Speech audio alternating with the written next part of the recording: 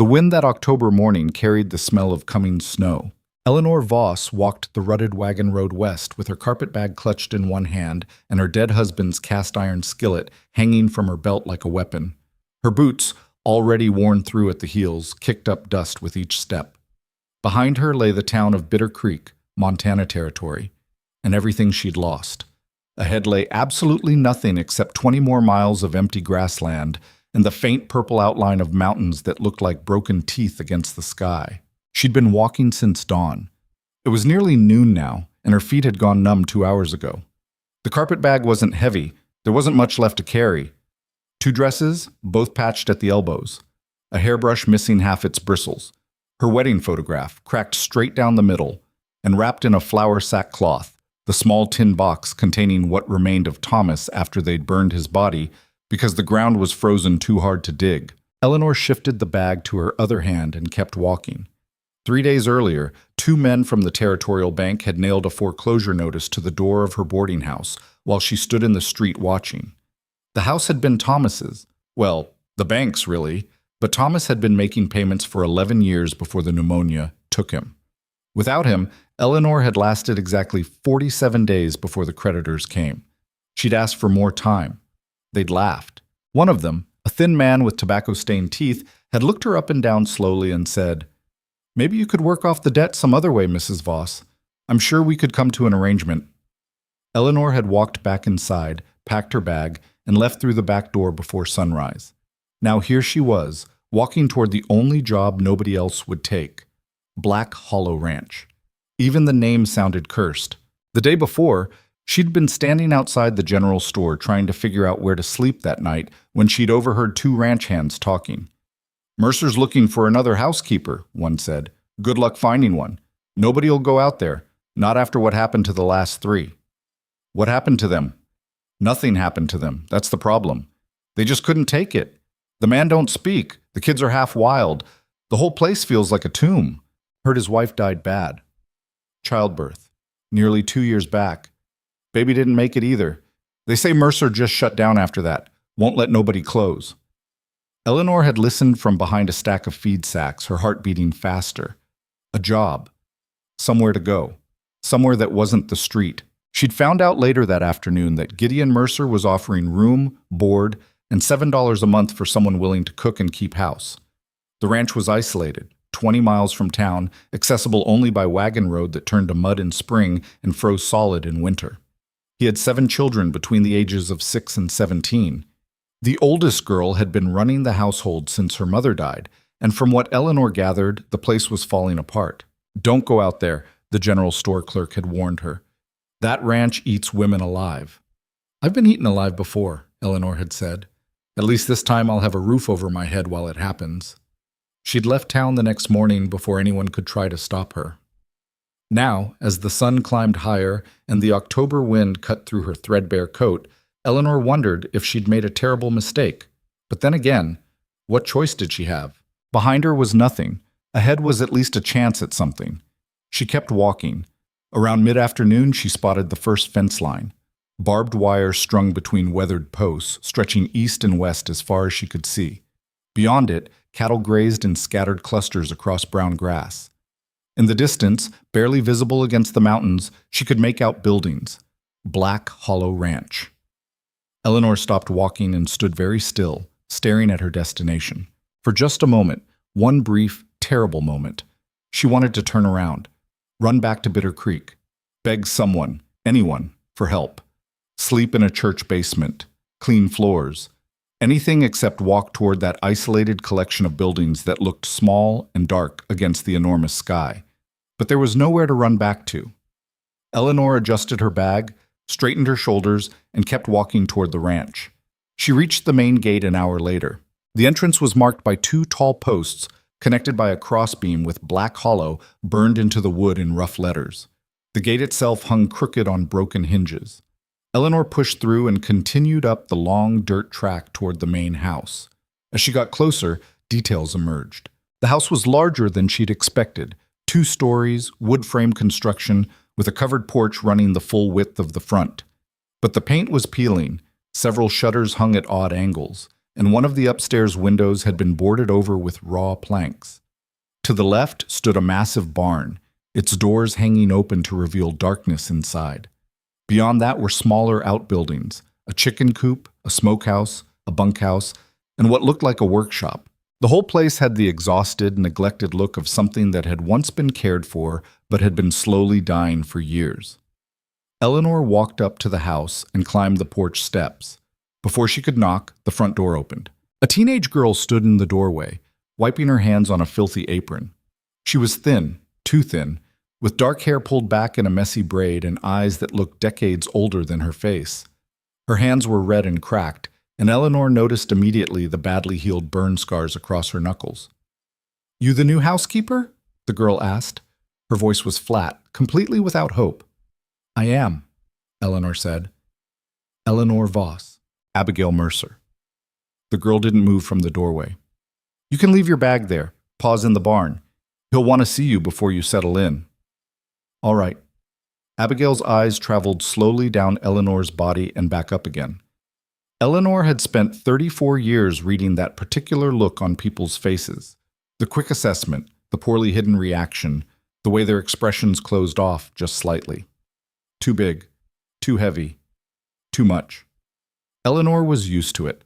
"Barn's that way," Abigail said, pointing. "Thank you." Eleanor left her carpet bag on the porch and walked toward the barn, her skillet still hanging from her belt. Behind her, she heard the front door close with a solid thunk. The barn was enormous inside, cathedral-like in its dimensions. Weak sunlight filtered through gaps in the walls, illuminating dust particles floating in the air. The smell hit her immediately: hay, manure, leather, and underneath it all, the sour odor of neglect. "Mr. Mercer?" Eleanor called into the shadows. For a long moment there was no response. Then a man stepped out from one of the stalls. Gideon Mercer was tall, broad-shouldered, and moved with the careful economy of someone who'd spent his entire life doing physical labor. He looked to be in his early 40s, with dark hair going gray at the temples and a face that seemed carved from the same granite as the mountains behind his ranch. His eyes were the palest blue Eleanor had ever seen, like ice or winter sky, or something that had frozen solid and never thawed. He looked at her without speaking. Eleanor stood her ground and looked back. "I'm Eleanor Voss," she said. "I'm here about the housekeeper position." Gideon studied her for another long moment. Then he said in a voice like gravel scraping across wood, "You know what the job is? Cook, clean, manage the household. $7 a month plus room and board. 7 children. Youngest is 6. Oldest is 17. He paused. "My wife died nearly 2 years ago. The place has gone to hell since then. If you can't handle hard work, don't waste my time. I can handle hard work. Last 3 women lasted less than a month each. I'm not them."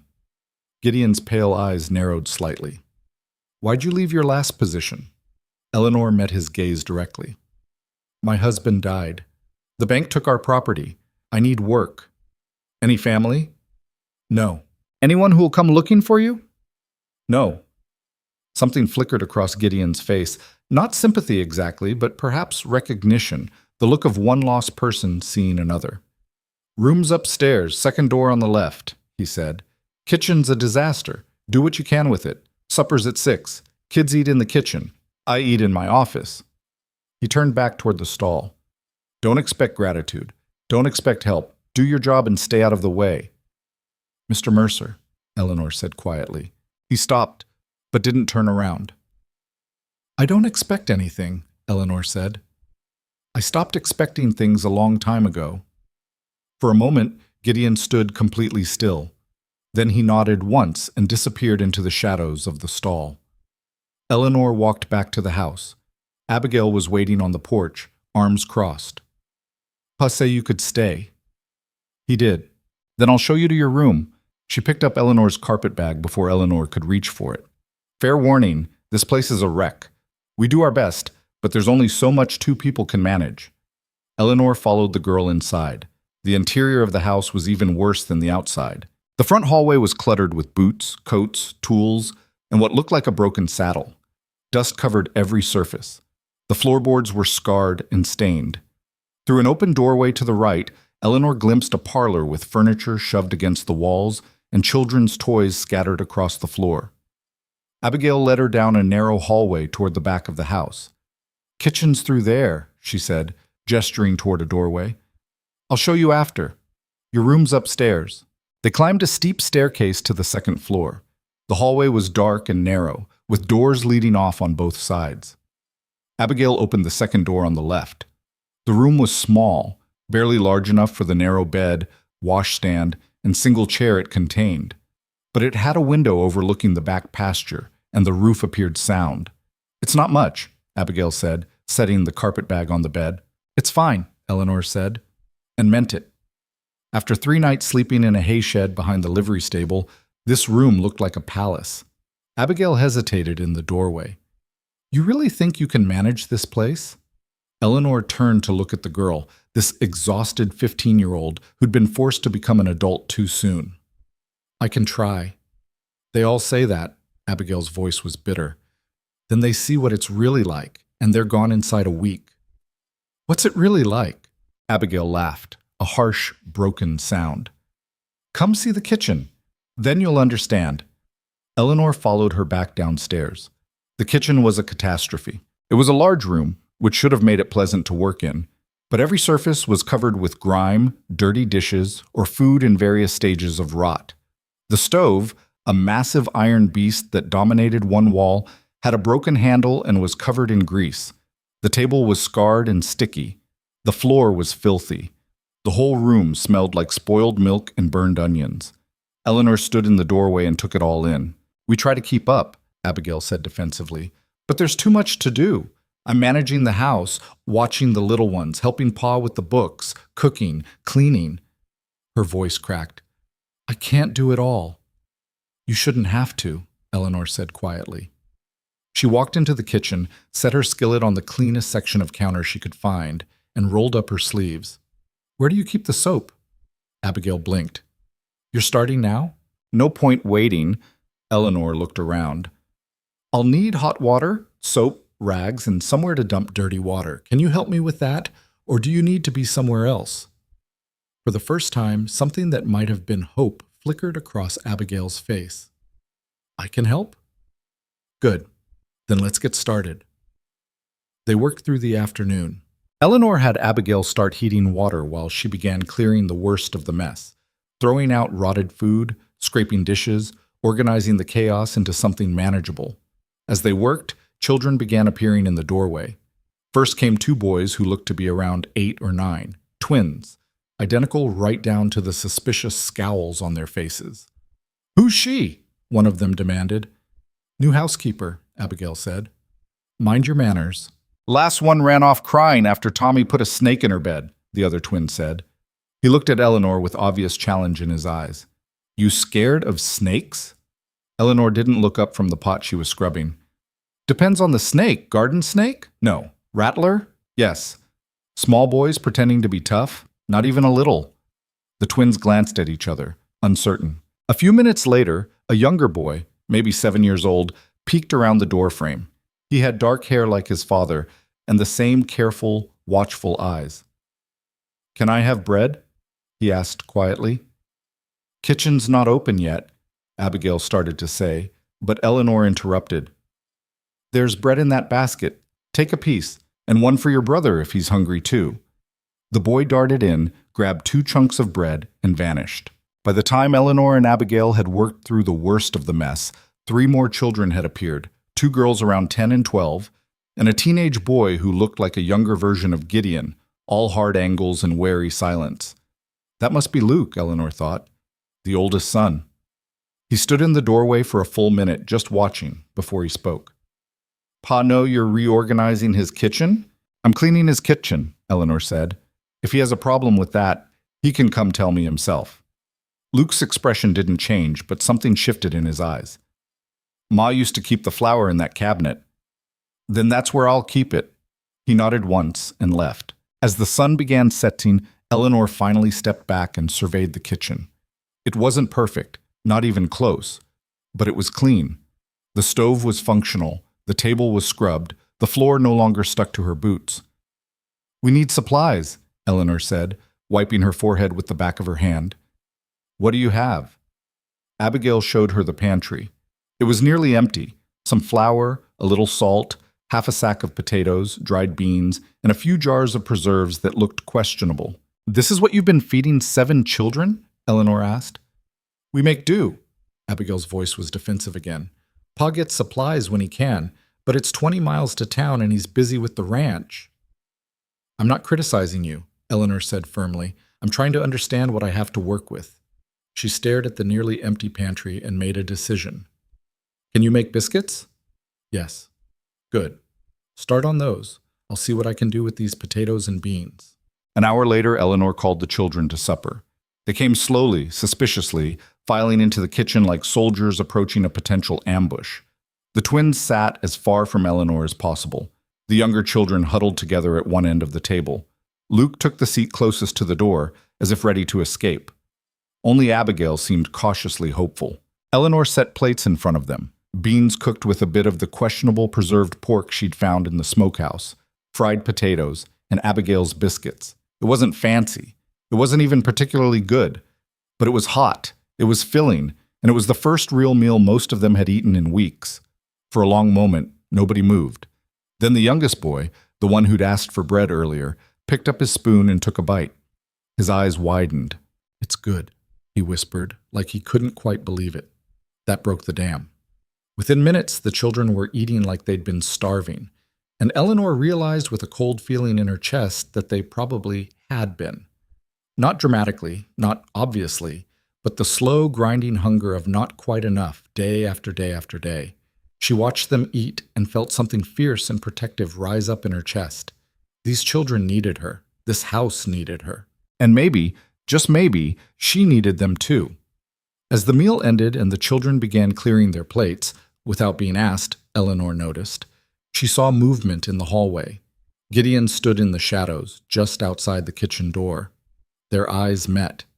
He looked at his children, really looked at them, maybe for the first time in months, saw them eating together, heard them talking in quiet voices instead of fighting or sitting in sullen silence. Eleanor saw something crack in his expression, just for a second.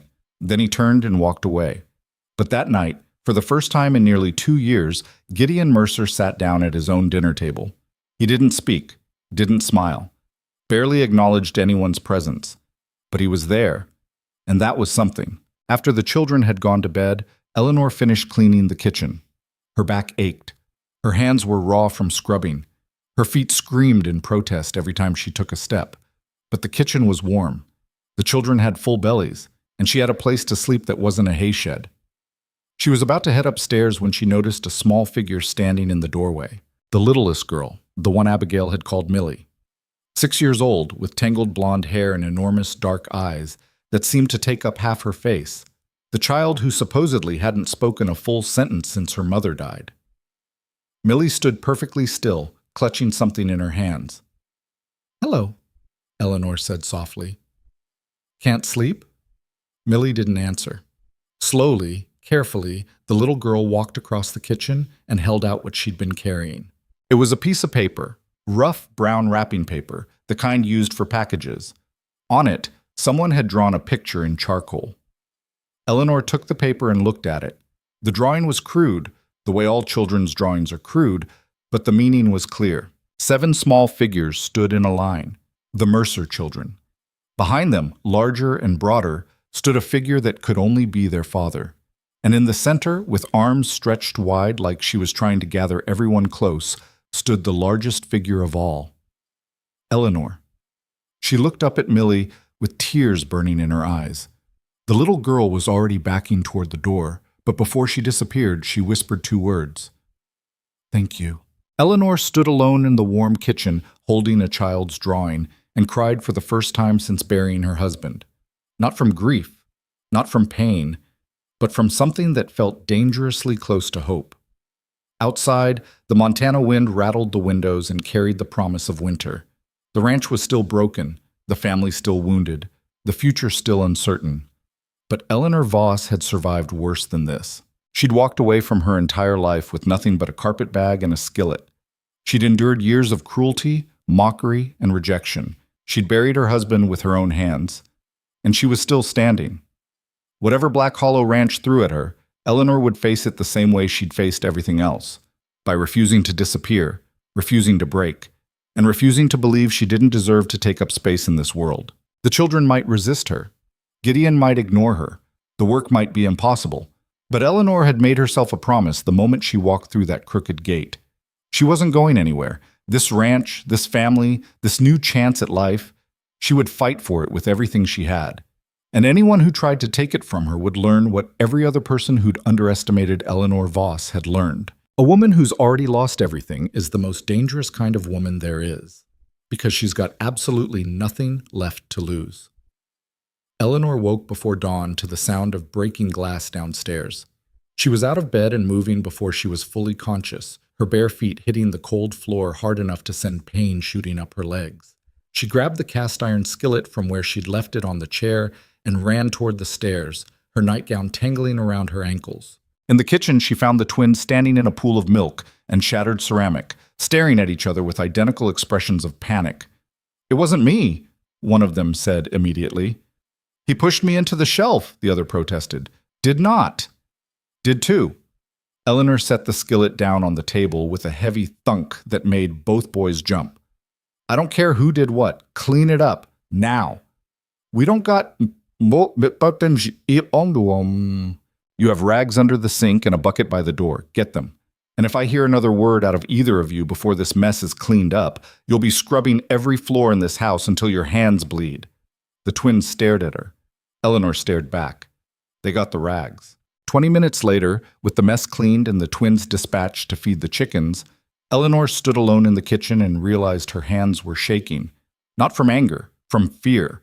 She'd just threatened 2 children she barely knew in a house where she'd been living for less than 24 hours, and she had no idea if she'd crossed a line. "They needed someone to yell at them," Abigail said from the doorway. She was already dressed, her hair pulled back, looking like she'd been awake for hours. "Pa's too tired to discipline them anymore, and they've been running wild for months." "I shouldn't have." "Yes, you should have." Abigail crossed to the stove and began building up the fire. Luke's the only one Pa listens to anymore, and Luke's got enough to deal with managing the ranch hands. The rest of them needed someone to set boundaries. They're testing you. They test everyone. Eleanor pulled out a chair and sat down heavily. Her heart was still racing. "How long did the last housekeeper last?" "Mrs. Patterson?" 11 days. The twins put a dead rat in her bed. She left that same morning. Abigail glanced at Eleanor. Before her was Miss Chen. She made it 3 weeks before Tommy, he's the 7-year-old, locked her in the root cellar. And before her was Mrs. Garrett, who quit after 2 days because Pa yelled at her for throwing out his wife's things. "Her things are still here?" Abigail's hand stilled on the stove handle. "Upstairs, in Pa's room. He won't let anyone touch them." Eleanor absorbed that information in silence. The kitchen began to warm as the fire caught. Outside, the sky was turning from black to deep blue. In another hour, the sun would rise over the mountains and the ranch would come fully alive, men heading out to work the cattle, children doing chores, Gideon disappearing into whatever dark corner of the property he used to avoid his own life. "What happened to the baby?" Eleanor asked quietly. "The one who died with their mother?" Abigail's face went very still. "Why do you want to know that?" "Because if I'm going to live here, I need to understand what broke this family." For a long moment, Abigail didn't answer. Then she said, in a voice so low, Eleanor had to strain to hear it. "Her name was going to be Sarah. Ma went into labor early, almost 6 weeks early. There were complications. Pa rode for the doctor, but by the time they got back..." She stopped, started again. "Ma bled for hours. We could hear her screaming from downstairs, and then she just stopped. The baby never even cried." Eleanor felt something cold settle in her chest. "Pa carried the baby out wrapped in one of Ma's shawls," Abigail continued. "He wouldn't let anyone see her, wouldn't let anyone help bury her. He dug the grave himself, out past the north pasture, and when he came back 3 days later, he wouldn't talk about it, wouldn't talk about Ma, just shut down completely." "And the children? We weren't allowed to grieve. Pa said grieving was weakness, and we had a ranch to run."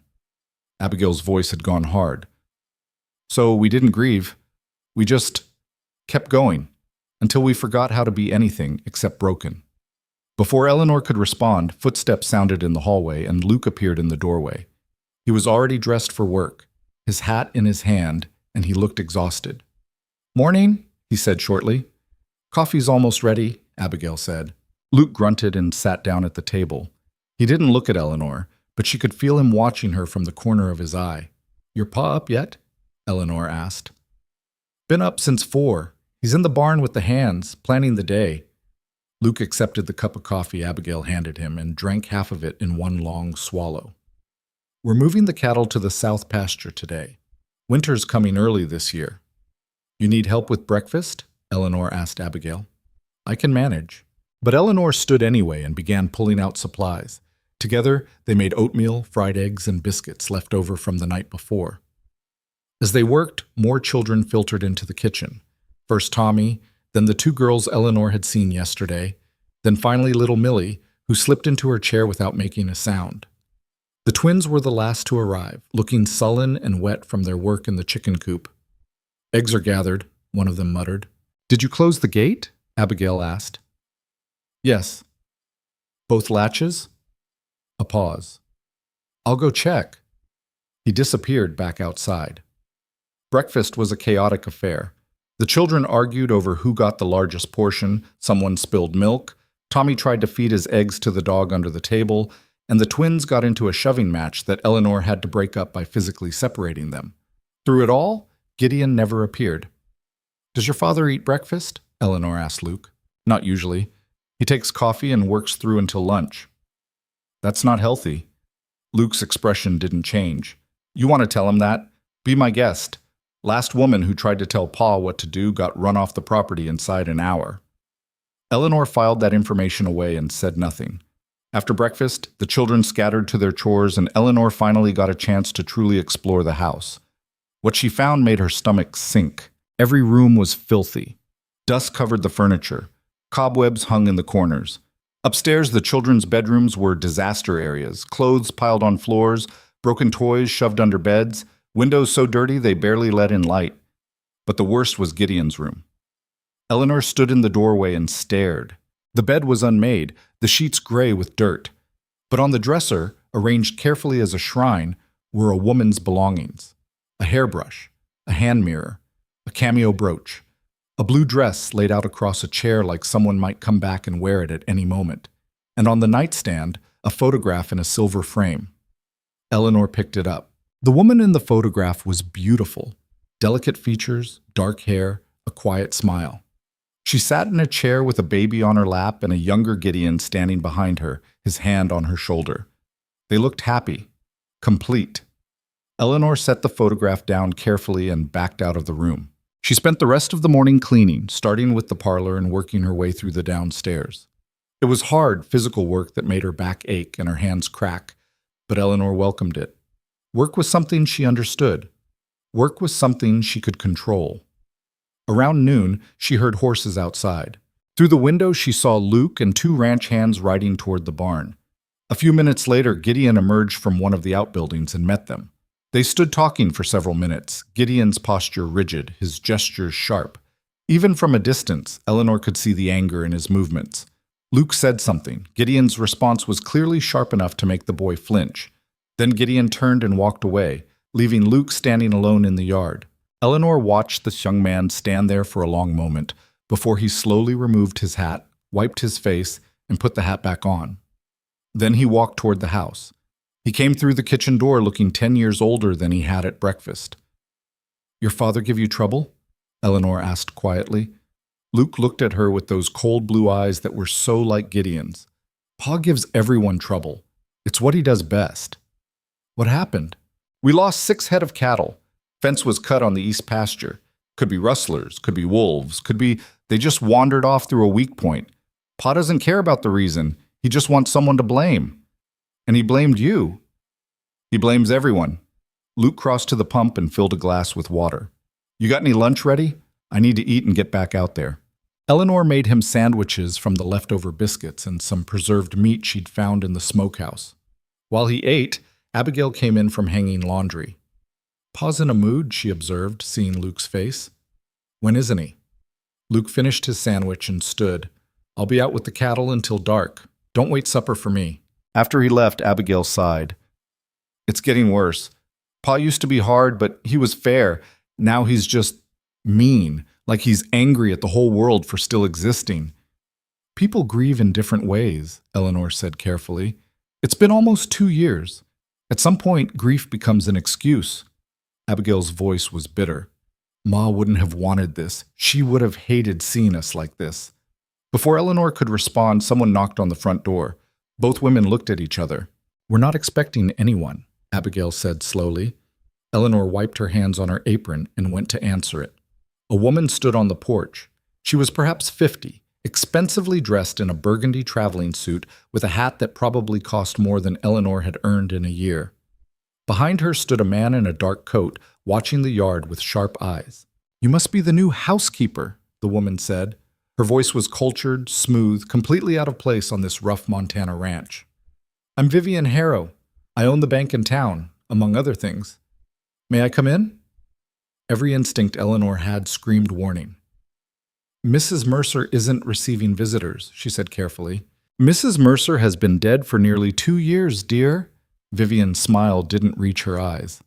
"I'm here to speak with whoever is currently managing this household, which appears to be you. Mr. Mercer handles ranch business." "I'm not here about ranch business. I'm here about the welfare of the children."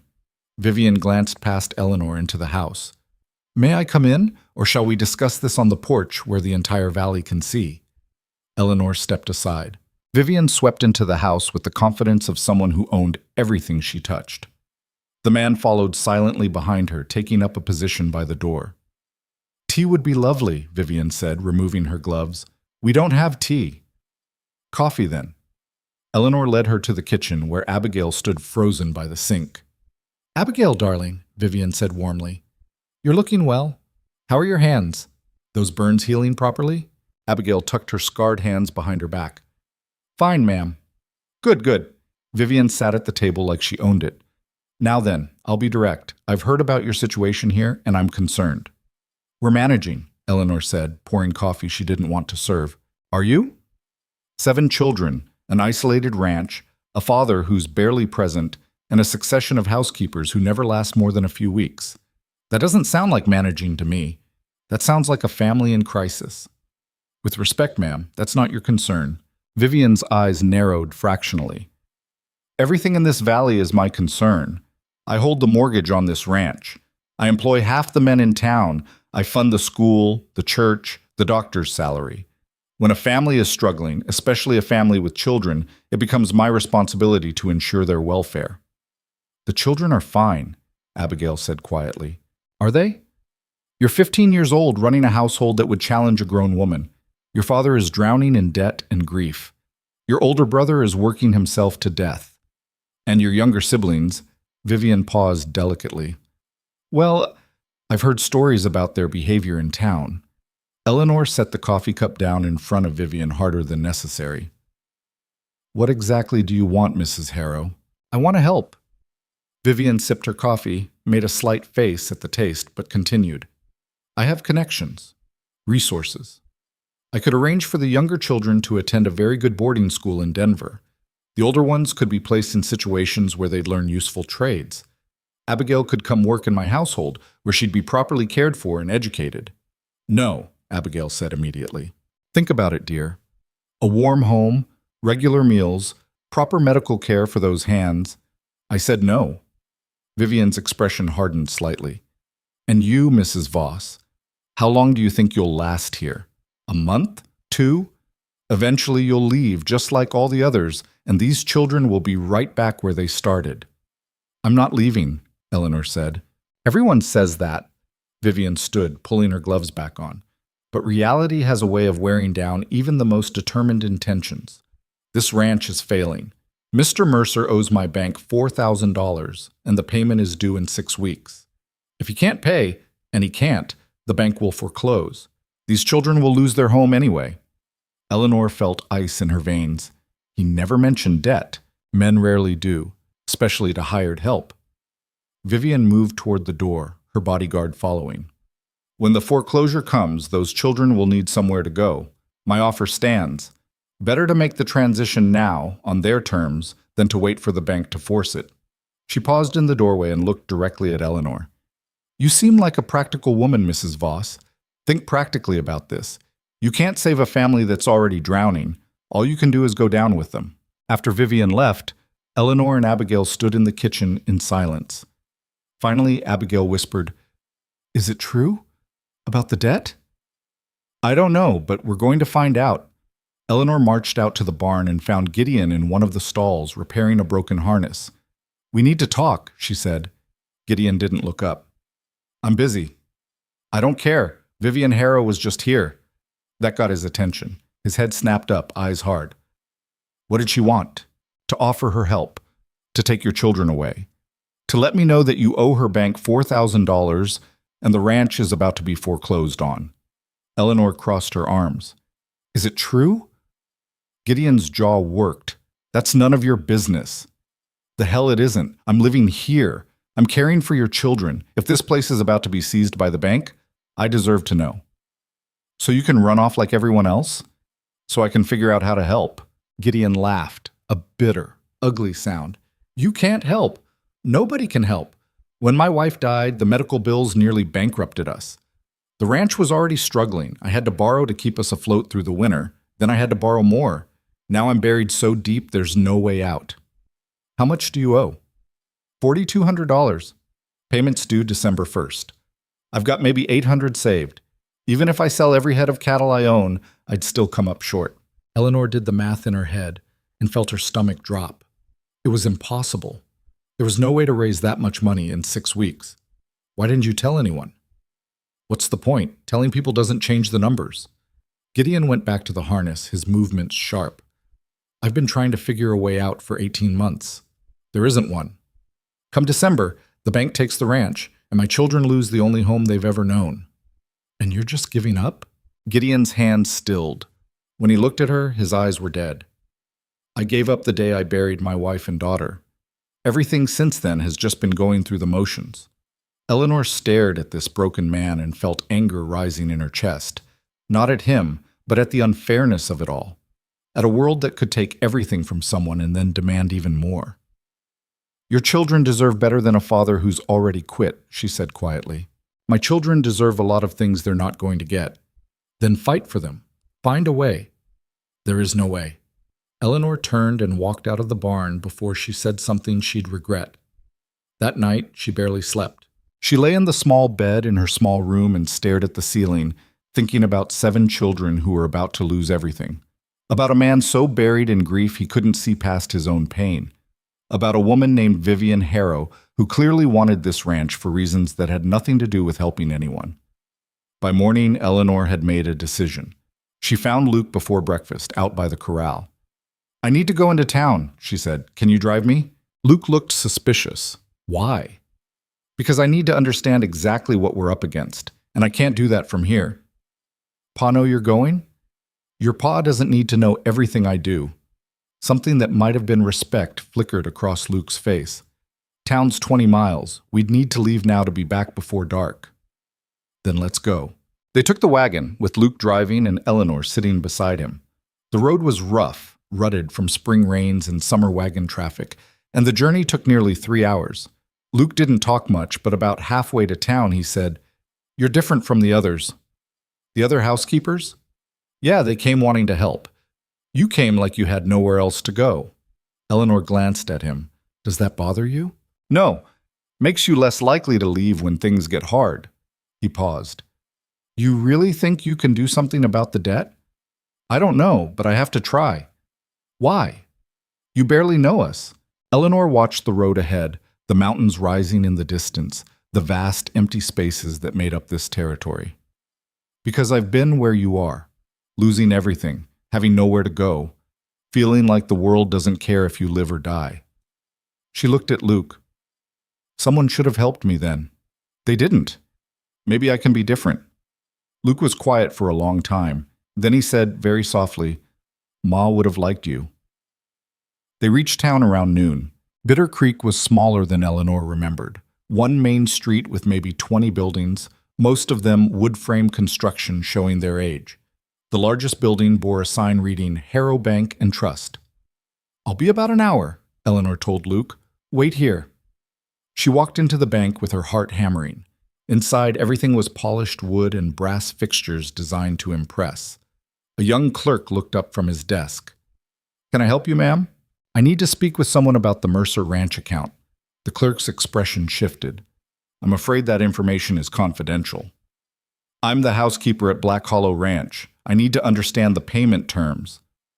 "You'll have to speak with Mrs. Harrow about that." "Then get her." The clerk disappeared through a door. 5 minutes later, Vivian Harrow emerged. "Mrs. Voss, what a surprise." Her smile was sharp. "Come to accept my offer?" "I came to see the loan documents." "Those are private bank records." "Mr. Mercer gave me permission." Eleanor was lying, but she kept her voice steady. "I'm managing the household finances. I need to see exactly what we're dealing with." Vivian studied her for a long moment. Then she smiled. "Of course. Follow me." She led Eleanor to a private office and pulled out a thick file. The documents inside made Eleanor's blood run cold. The original loan had been for $1,500, taken out to pay medical bills. But the interest rate was criminal, 20% annually, compounding monthly. Additional fees had been added for late payments, processing costs, and half a dozen other charges that looked completely invented. "This can't be legal," Eleanor said. "It's perfectly legal in the Montana Territory." Mr. Mercer signed the contract. Vivian pulled out another document. "And here's the foreclosure notice, ready to file the moment the December payment is missed." Eleanor forced herself to read through every page, memorizing the numbers. The total debt had ballooned from $1,500 to over $4,000 in less than 2 years. It was predatory lending designed to ensure the borrower could never repay. "Why do you want the ranch so badly?" Eleanor asked. "I don't want the ranch, dear. I want the water rights." Vivian pulled out a map and pointed. "See this? The Mercer property controls access to the only reliable river in this valley. Whoever owns that land controls where cattle can be watered, which means they control the entire territory's cattle industry. So you're destroying a family to corner a market." "I'm running a business. Mr. Mercer's personal tragedies are unfortunate, but they're not my responsibility." Vivian closed the file. "Now, have you reconsidered my offer? When the foreclosure happens, those children will need somewhere to go." Eleanor stood. "The children already have somewhere to go. Home. For 6 more weeks. We'll see." Eleanor walked out of the bank with her mind racing. $4,000. 6 weeks. No way to earn that kind of money through normal means. But as she climbed back into the wagon beside Luke, an idea began forming. "How much cattle does your father have?" she asked. "About 300 head. Why?" "And what are they worth?" "Depends on the market, maybe $12, $15 a head. Why?" Eleanor did the math. Even if they sold every cow they owned, it wouldn't be enough. Not even close. But there had to be another way. There had to be. On the ride back to the ranch, she pressed Luke for more information. About the ranch's assets, its income, its expenses. About other ranchers in the valley. About who might be willing to help, and who was too afraid of Vivian Harrow to take the risk. By the time they reached Black Hollow Ranch, Eleanor had the beginnings of a plan. It was desperate. It was dangerous. And it probably wouldn't work, but it was better than giving up. That night, after the children were in bed, Eleanor confronted Gideon in his office. "I went to town today," she said, without preamble. His head snapped up. "You had no right." "I had every right. I saw the loan documents. I know what Vivian Harrow is doing." "Then you know there's nothing to be done about it." "I know that she's charging illegal interest rates and invented half those fees. I know that she wants your water rights, not your ranch. And I know that if we can find a way to challenge the contract, we might have a chance." Gideon laughed bitterly. "Challenge it with what? I don't have money for a lawyer. Even if I did, Vivian owns the judge, the sheriff, and half the territorial government. Then we find another way." "There is no other way." Eleanor slammed her hand on the desk hard enough to make the lamp rattle. "Stop saying that. Your children are listening to you give up, and they're learning that when things get hard, you just surrender. Is that what you want to teach them?" Gideon surged to his feet. "Don't you dare lecture me about my children." "Someone needs to, because you're so buried in your own grief you can't see that they need you." Eleanor held her ground, even though Gideon towered over her. "Your wife died. Your daughter died. That's a tragedy. But your other 7 children are still alive, and they're drowning because their father already checked out. Get out. No. I said get out of my office. And I said no. Fire me if you want. Throw me out. But I'm not leaving these children to go down with you. For a long, terrible moment, they stared at each other. Then something broke in Gideon's face. He sank back into his chair and put his head in his hands. I don't know how to do this anymore, he said, his voice cracking. I don't know how to keep going when everything's falling apart. Eleanor's anger drained away, replaced by something that felt dangerously close to compassion. She pulled a chair over and sat down across from him. You do it one day at a time, she said quietly. 1 hour at a time if you have to. You get up in the morning and you put one foot in front of the other until the day ends, and then you do it again the next day. That's not living, that's just surviving. Sometimes surviving is all you can manage, and that's okay. Eleanor leaned forward. But your children deserve more than a father who's just going through the motions. They deserve someone who fights for them. Gideon looked up at her with red-rimmed eyes. I don't have any fight left. Then borrow mine, because I'm not giving up on this family. For the first time since Eleanor had met him, something shifted in Gideon's expression. Not hope, not exactly, but maybe the faintest possibility that hope might exist somewhere. Why? He asked. Why do you care so much? Eleanor thought about her answer carefully. Because I know what it's like to be thrown away by the world, she finally said, and I'm tired of watching it happen to other people. Gideon studied her face in the lamplight. Then he nodded slowly. All right, he said. What's your plan? Eleanor took a deep breath and began explaining. It wasn't much of a plan. It relied on things going right that probably wouldn't. It depended on people being willing to help, who would more likely turn them away. It required luck they didn't have and time that was running out. But it was something, and sometimes something was enough to start with. The plan started falling apart within 3 days. Eleanor's idea had been simple enough in theory. Rally the neighboring ranchers, pool resources, challenge Vivian Harrow's stranglehold on the valley's economy. But theory crashed hard against reality when the first rancher she and Gideon visited literally closed his door in their faces. Can't help you, Mercer, Frank Dalton said through the gap in his doorway. Harrow holds my note too. I go against her, she'll crush me same as you. Then we stand together, Gideon argued. If enough of us refuse to pay her criminal rates, you stand together. I'm staying out of it. Dalton's eyes shifted to Eleanor, then back to Gideon. Heard you got yourself a new woman out there. People are talking. She's my housekeeper. Sure she is. Dalton started closing the door. Good luck, Mercer. You're going to need it. The door shut with a solid thunk. Gideon stood on the porch, his jaw working. Eleanor could see the muscle ticking in his cheek, could feel the rage radiating off him in waves. Let's try the Hendersons, she said quietly. It'll be the same thing. Maybe, but we won't know unless we try. It was the same thing. The Hendersons were sympathetic, but terrified. Sarah Henderson cried while explaining that Vivian controlled their access to the railroad depot, and without that access, they couldn't ship their cattle to market. We want to help, she said, wringing her hands. But we have children too. We can't risk everything. The Cohens were next. They didn't even let Gideon and Eleanor into the house, just shouted through the window that they wanted no part of any fight with Vivian Harrow. By the time they returned to Black Hollow Ranch that evening, Gideon's face was like stone, and Eleanor felt exhaustion settling into her bones. Told you it wouldn't work, Gideon said as they unhitched the wagon. We're not done trying. Yes, we are. Nobody's going to stand up to Vivian. They're all too afraid. Eleanor wanted to argue, but the words stuck in her throat because he was right. Fear had the valley in a chokehold, and fear was a better weapon than any gun or legal contract. Inside, the children were waiting.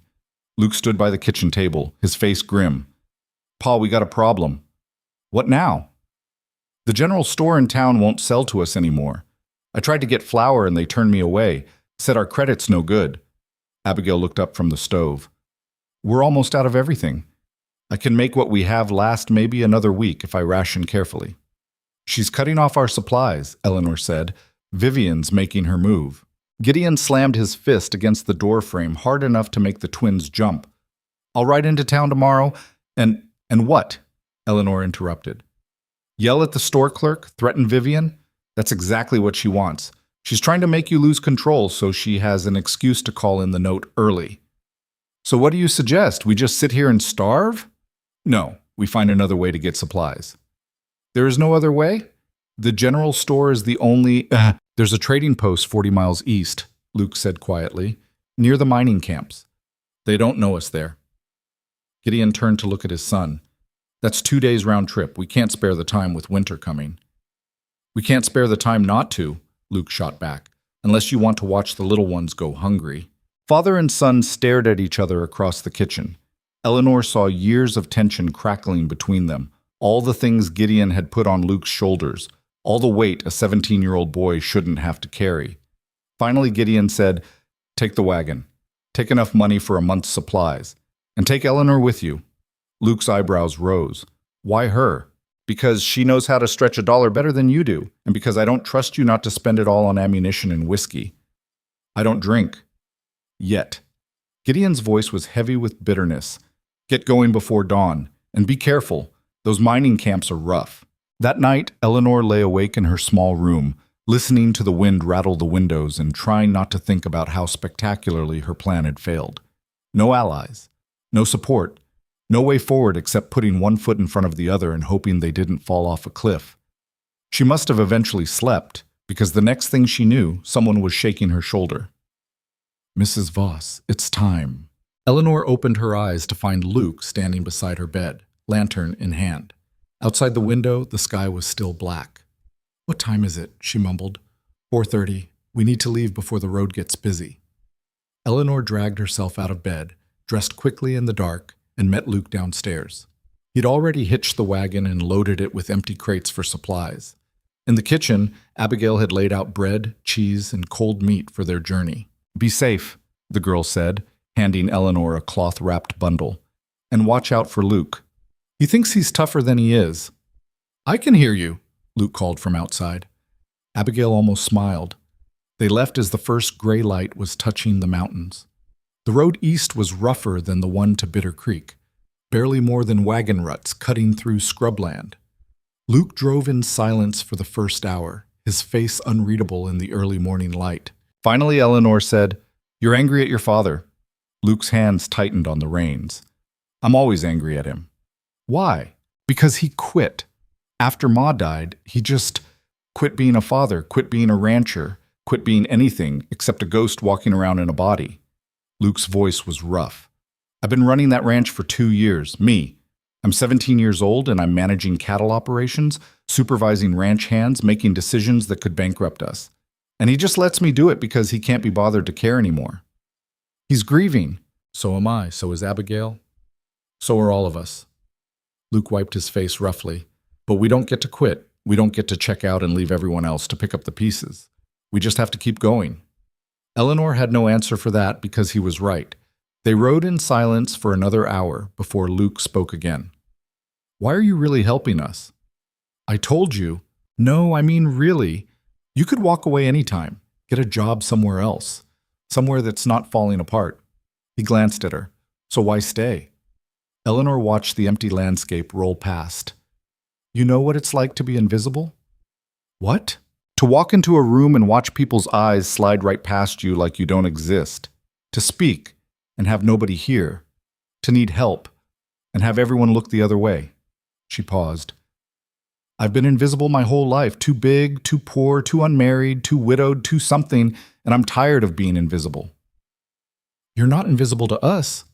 "I know. That's why I'm staying." Luke absorbed that in silence. Then he said very quietly, "Thank you." They reached the mining camp around mid-afternoon. It was exactly as rough as Gideon had warned. A collection of tents, shacks, and hastily constructed buildings clustered around the entrance to a silver mine. Muddy streets, rough-looking men, and an atmosphere of barely controlled chaos. The trading post was the largest building, a 2-story structure with supplies painted in crude letters across the front. Inside, the place was packed with merchandise: tools, rope, canned goods, flour, salt, ammunition, and 100 other things stacked on shelves and piled in corners. Behind the counter stood a large man with a scarred face and cold eyes. "Help you?" he asked. "We need supplies," Luke said. "A month's worth for a ranch. I've got a list. The man looked them over carefully. You got money? Yes, sir. Then let's see it. Luke pulled out the small leather pouch Gideon had given him and counted out bills on the counter. The trader counted it again, nodded, and took the list. This will take a while to put together. Come back in 2 hours. Outside, Luke turned to Eleanor. We should find somewhere to wait. There's a cafe across the street. They crossed the muddy road and entered a small building with ETES painted on the window. Inside were a half-dozen tables and a counter where a tired-looking woman was serving stew. Eleanor and Luke took a corner table. The stew was terrible, greasy, oversalted, and lukewarm. But it was food, and they were hungry from the long ride. As they ate, Eleanor watched the other customers. Miners mostly, still covered in rock dust from their shifts. Rough men with hard faces and harder hands.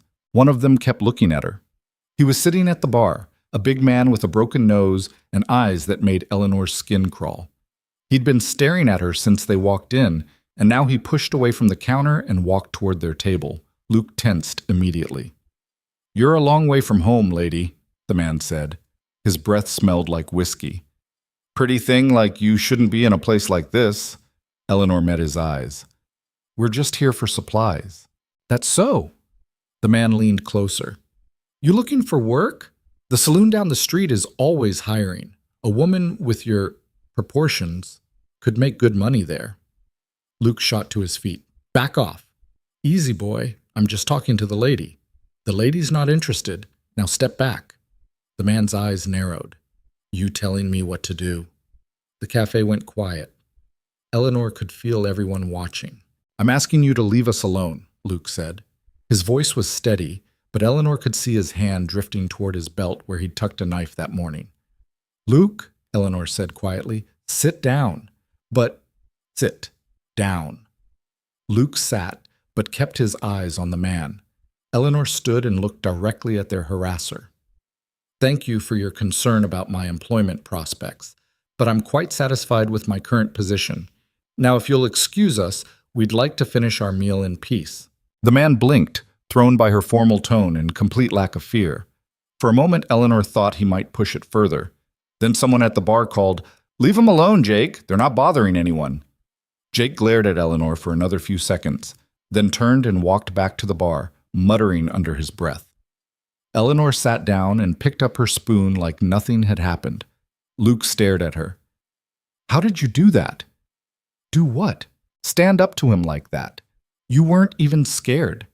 I was terrified. But I learned a long time ago that men like that are looking for fear. If you don't give it to them, they don't know what to do. She took another bite of stew. Finish eating. We need to get back to the trading post. When they returned, the trader had their supplies packed and ready. They loaded everything into the wagon: flour, sugar, salt, dried beans, canned goods, coffee, and basic medicines.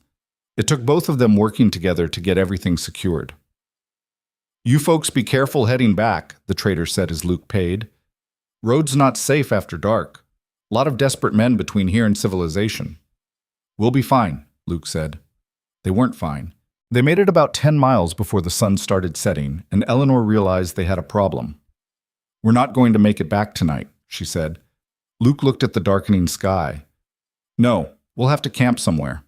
Is that safe? Safer than traveling blind. There's a place up ahead where the road widens. We can pull off there. They found the spot as the last light was fading, a flat area beside a creek, sheltered by cottonwood trees. Luke unhitched the horses and started building a fire while Eleanor dug through their supplies for something to make for dinner. As the fire crackled to life, she heated beans and made coffee with creek water. They ate in silence, listening to the night sounds around them. Wind in the trees, creek water running, horses shifting in their hobbles. You ever been married, Luke? Eleanor asked after a while. The question seemed to surprise him. No, why? Just wondering. You're 17. Most boys your age are thinking about courting. Most boys my age aren't running a failing ranch and taking care of 6 siblings. He poked at the fire with a stick. Besides, what girl would want me? I've got no prospects, no money, and in 6 weeks I probably won't even have a home. Don't sell yourself short. I'm not. I'm being realistic. Luke looked at her across the flames. What about you? You gonna marry again? I doubt it. I'm 34 years old, no money, no family, and no prospects of my own. That's not true, Pa. Luke stopped abruptly. Eleanor's heart skipped. Your pa what? Nothing. Forget I said anything. Luke. The boy shifted uncomfortably. He watches you. When you're not looking. I've seen him. Eleanor didn't know what to say to that. I think you remind him that it's possible to keep going even when everything's falling apart, Luke continued. Ma was soft, kind. She made everything feel safe, but you're different. You're tougher. Like you've been through hell and came out the other side still fighting. I'm not that tough. Yes, you are. Luke met her eyes. You're the toughest person I've ever met, and I think Pa knows it. Before Eleanor could respond, the horses whinnied nervously. Both of them froze. Someone's out there, Luke whispered. He stood slowly, hand moving toward his knife. Eleanor grabbed a piece of firewood and stood as well. For a long moment, there was only silence and the crackling of the fire. Then a voice came from the darkness beyond the firelight. Easy now. We're friendly. 3 men stepped into the light. They looked like miners, dirty, rough, armed. The one in front smiled, but it didn't reach his eyes. Saw your fire, he said. Thought maybe you'd share some coffee. We don't have much to spare, Luke said. His voice was steady, but Eleanor could hear the fear underneath. That's all right. We're not picky. The man's eyes moved to Eleanor. Well now, didn't expect to find a lady out here. We're just passing through, Eleanor said, heading back to our ranch. That so? What ranch would that be? Black Hollow, west of Bitter Creek. One of the other men laughed. That's Mercer's place. Heard he's about to lose it to the bank. You heard wrong, Eleanor said firmly. The lead man circled closer to the wagon. You got supplies in here, lot of supplies. Luke moved to block him. We paid for those fair and square. I'm sure you did. But the thing is, we're having a hard time right now. Mine's not paying what it should, and we're hungry. He looked at Eleanor. You understand, don't you, ma'am? Sometimes people gotta do what they gotta do to survive. Eleanor's grip tightened on the firewood. Take what you want and leave. Eleanor, Luke started. I said take what you want and leave, Eleanor repeated. We won't fight you. The man grinned. Smart lady, though I'm thinking maybe we'll take more than just supplies. He stepped toward Eleanor. Luke moved fast, putting himself between Eleanor and the man. Touch her and I'll kill you. You'll try, boy, but there's 3 of us and 1 of you. What happened next happened very fast. Luke pulled his knife. One of the other men drew a gun. Eleanor swung the firewood hard, catching the armed man in the side of the head and sending him sprawling. The 3rd man lunged at Luke, and they went down in a tangle of fists and knees. The lead man grabbed Eleanor's arm and twisted, making her drop the wood. But Eleanor had spent years being underestimated, and she used her weight like a weapon, driving her elbow back into his stomach and then stomping hard on his instep. He cursed and let go. Eleanor grabbed the coffee pot, still hot from the fire, and threw the scalding liquid in his face. He screamed. Luke had gotten on top of his opponent and was raining punches down. The man Eleanor had hit with the wood was trying to get up, blood running down his face. Run! Eleanor shouted. They ran. Luke grabbed the reins while Eleanor scrambled into the wagon. He whipped the horses into motion, and they tore away from the camp, supplies bouncing and sliding in the back. Behind them, the men were shouting, but they didn't follow. Luke drove hard for another mile before finally slowing down. Are you all right? Eleanor gasped. Bruised, nothing broken. Luke was breathing hard. You? Same. They hurt you? Not bad. He glanced at her. Where did you learn to fight like that? I didn't learn. I just did what I had to do. Eleanor looked back over her shoulder, but the road behind them was dark. Are they following us? I don't think so, but we need to keep moving. Can't risk stopping again tonight. They drove through the darkness, taking turns at the reins so the other could rest. It was cold, exhausting, and dangerous. But they kept going. Dawn found them still 10 miles from Black Hollow Ranch, but alive. Luke's face was bruised, his knuckles split and bleeding. Eleanor's arm hurt where the man had grabbed her, and she knew she'd have bruises for days. But they'd survived, and they'd kept the supplies. When they finally rolled into the ranch yard, Gideon came running out of the barn. "Where the hell have you been? You're 12 hours late." He stopped when he saw their faces. "What happened?" "We ran into trouble at the mining camp," Luke said wearily. "3 men tried to rob us. We fought them off." Gideon's face went white, then red. "They hurt you?" "We're fine, Pa." "Did they touch Eleanor?" The protective fury in his voice made Eleanor's chest tighten. "I'm all right," she said quickly. "Luke protected me, and I protected him. We made it back, and that's what matters." Gideon looked between them, his jaw working. Finally, he said, "Get inside, both of you. Abigail will tend to those injuries." As Luke climbed down from the wagon, Gideon grabbed Eleanor's hand to help her down. His grip was strong, his palm rough with calluses. "You could have been killed," he said quietly. "But I wasn't. If something had happened to you—" "It didn't. I'm here. We're both here." Gideon's eyes searched her face. For just a moment, his guard dropped, and Eleanor saw something raw and desperate underneath.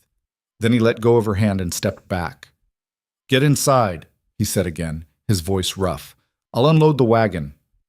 Inside, Abigail fussed over their injuries while the younger children crowded around asking questions. Tommy wanted to know if they'd killed anyone. The twins wanted details about the fight. Millie just hugged Eleanor's leg and wouldn't let go. As Abigail cleaned the cut on Luke's cheek, he said, "Eleanor saved my life out there." "I did no such thing." "Yes, you did. That man was going to shoot me. You stopped him." Luke looked at his sister. She threw scalding coffee in someone's face and fought like a wildcat. It was incredible. Abigail studied Eleanor with new respect. "Thank you." Anyone would have done the same. "No," Luke said firmly. "They wouldn't have. Most people would have run, or begged, or given up." He winced as Abigail pressed too hard on his cut. "But you fought. Same way you fight everything else." That night, after the children were asleep and the house was quiet, Eleanor stood at her bedroom window looking out at the dark ranch. In 6 weeks, all of this would be gone. The children would be scattered. The ranch would belong to Vivian Harrow, and everything Eleanor had fought for would crumble to dust. She heard footsteps in the hallway and turned to find Gideon standing in her doorway. "Can't sleep?" he asked. "Too much on my mind." He stepped into the room, and Eleanor noticed he was carrying something, a small wooden box. "I wanted to give you this," he said, holding it out. "Open it." Inside the box was money, more money than Eleanor had seen in years. "What is this?" $800. Everything I've managed to save. I want you to take it." Eleanor stared at him. "Why?" "Because when the ranch goes under, you'll need a way to start over somewhere else. This should be enough to get you settled in a new town, maybe enough to open a small business or—" "No," Gideon blinked. "What?" "I'm not taking your money, and I'm not leaving." "Eleanor, be reasonable." "I am being reasonable. You're the one who's given up." She closed the box and pushed it back toward him. "I didn't fight off 3 men in the middle of nowhere just to take your money and run. I fought them because this place matters. This family matters." "The family is finished." "Not yet, it isn't. In 6 weeks. In 6 weeks we might lose the ranch, or we might not. But we won't know unless we keep fighting." Eleanor stepped closer to him. "I know you're tired. I know you're scared. I know you think there's no way out. But your children are watching you, Gideon. They're learning from you. And right now you're teaching them that when things get impossible, you just give up and die." Gideon's face crumpled. "I don't know how to fight anymore." "Then I'll fight for both of us. But I need you to stay alive. Can you do that? Can you just stay alive long enough to see this through?" For a long moment, Gideon didn't answer. Then he nodded. It was a small nod, barely perceptible, but it was something. Eleanor reached out and took his hand. His fingers closed around hers, and they stood there in the lamplight, 2 broken people holding on to each other in the darkness. Outside, the wind picked up, carrying the smell of coming snow. Winter was almost here, and with it, the deadline that would decide everything. 3 days after they returned from the mining camp, the first snow fell. Eleanor stood at the kitchen window watching fat white flakes drift down from a sky the color of old pewter. Behind her, Abigail was making bread and the younger children were supposed to be doing lessons at the table, but Tommy kept throwing bits of eraser at one of the twins while Millie drew pictures in the condensation on the windows. Stop that, Abigail said without looking up from her dough. I'm not doing anything, Tommy protested. You just hit Marcus in the ear with a racer. I saw it. That was an accident. Accidents don't happen 6 times in a row. Eleanor smiled despite herself. The house felt different now, warmer somehow, even with winter closing in. The children still fought and tested boundaries, but there was laughter mixed in with the chaos. Small moments of normalcy that felt like miracles after months of darkness. The kitchen door banged open and Luke came in stamping snow off his boots. Pa wants you in the barn, he said to Eleanor. Says it's important. Eleanor wiped her hands on her apron and grabbed her shawl. Outside, the snow was already starting to stick, coating the ground in white. Her breath came out in clouds as she hurried across the yard. Inside the barn, she found Gideon standing with 3 men she didn't recognize. They were dressed like ranch hands, worn clothes, scarred boots, faces weathered by years of outdoor work. Eleanor, Gideon said when he saw her, these are the Martinez brothers. They work cattle up in the high country. The oldest of the 3 men stepped forward and tipped his hat. Ma'am, name's Rafael Martinez. These are my brothers, Diego and Carlos. Pleasure to meet you, Eleanor said, though she had no idea why Gideon had called her out here to meet ranch hands. Rafael and his brothers heard about our situation, Gideon said. They came to offer help. Eleanor's heart jumped. What kind of help? Rafael exchanged glances with his brothers. We got cattle, about 60 head that we've been running in the high pastures. Good stock, well fed. We can't winter them up there. Too much snow, not enough forage. Usually we sell them off come fall, but this year the prices are terrible. Harrow's been buying up cattle for pennies on the dollar and controlling the market. So you're stuck with them, Eleanor said. Exactly. But we heard Mercer here needs to raise money fast, so we got a proposition. Rafael pulled a piece of paper from his pocket. We'll sell you our herd for $600. That's $10 a head when market price should be $15. You turn around and sell them for whatever you can get. Keep the profit.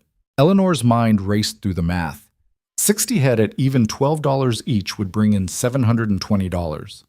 Not enough to save the ranch on its own, but combined with what Gideon had already saved, it would get them closer to the impossible $4,000 they needed. Why would you do that? She asked. You could wait and get a better price somewhere else. Diego spoke up, his English heavily accented. Because Harrow tried to force us off our land last year. She wanted the high pastures for her own operation. We fought her and won, but it cost us. We know what it's like to have that woman breathing down your neck. And because sometimes you help people just because it's the right thing to do, Rafael added. Your man here has a reputation for being fair, for paying his hands on time, for not cheating folks. That means something. Gideon looked at Eleanor. What do you think? I think we'd be fools not to take it, but where are we going to get $600? I've got the $800 saved. We use $600 for the cattle, keep $200 for emergencies. And if the cattle don't sell for enough, then we're in the same hole we're already in, just a different shape. Gideon turned back to Rafael. You got a deal. When can you deliver them? 3 days. We'll drive them down before the snow gets worse. You'll need to have somewhere to keep them. This weather turns bad. You could lose half the herd to cold. We'll be ready. After the Martinez brothers left, Eleanor and Gideon stood in the barn doorway watching the snow fall harder. This is good, Eleanor said. It's a start. It's a long way from $4,000. But it's movement. It's something. She looked at him. We're not giving up. Gideon's jaw worked. I'm trying, Eleanor. I'm really trying. But every time I think about that deadline, I feel like I'm drowning. Then don't think about the deadline. Think about today. About right now. Can you get through today? Yes. Then that's enough. They stood in silence for a moment, shoulders almost touching, breath-forming clouds in the cold air. You're different than her, Gideon said suddenly. Eleanor's chest tightened. Your wife? Yeah, she was soft, gentle, made everything feel safe. He paused. But you're strong in ways she never had to be. You've been through things that would have broken her. I'm not better than her. I didn't say better, I said different. Gideon turned to look at her. Catherine needed protecting. You don't. And I'm starting to think maybe I'm the one who needs protecting now. Before Eleanor could respond to that, a scream cut through the air. They both ran toward the sound. In the yard between the barn and the house, one of the twins, Marcus, was on the ground clutching his arm and crying. His brother stood over him, looking terrified. "What happened?" Gideon demanded. "We were climbing on the wagon," the other twin stammered, "and Marcus slipped and fell, and I think he broke something." Gideon knelt beside his son. "Let me see." Marcus was crying too hard to talk, but when Gideon carefully examined his arm, the boy screamed again. "It's broken," Gideon said grimly. "Eleanor, we need to get him to a doctor." "The doctor's in Bitter Creek. That's a 3-hour ride in good weather." "I know, but we don't have a choice." Gideon scooped Marcus up as gently as he could.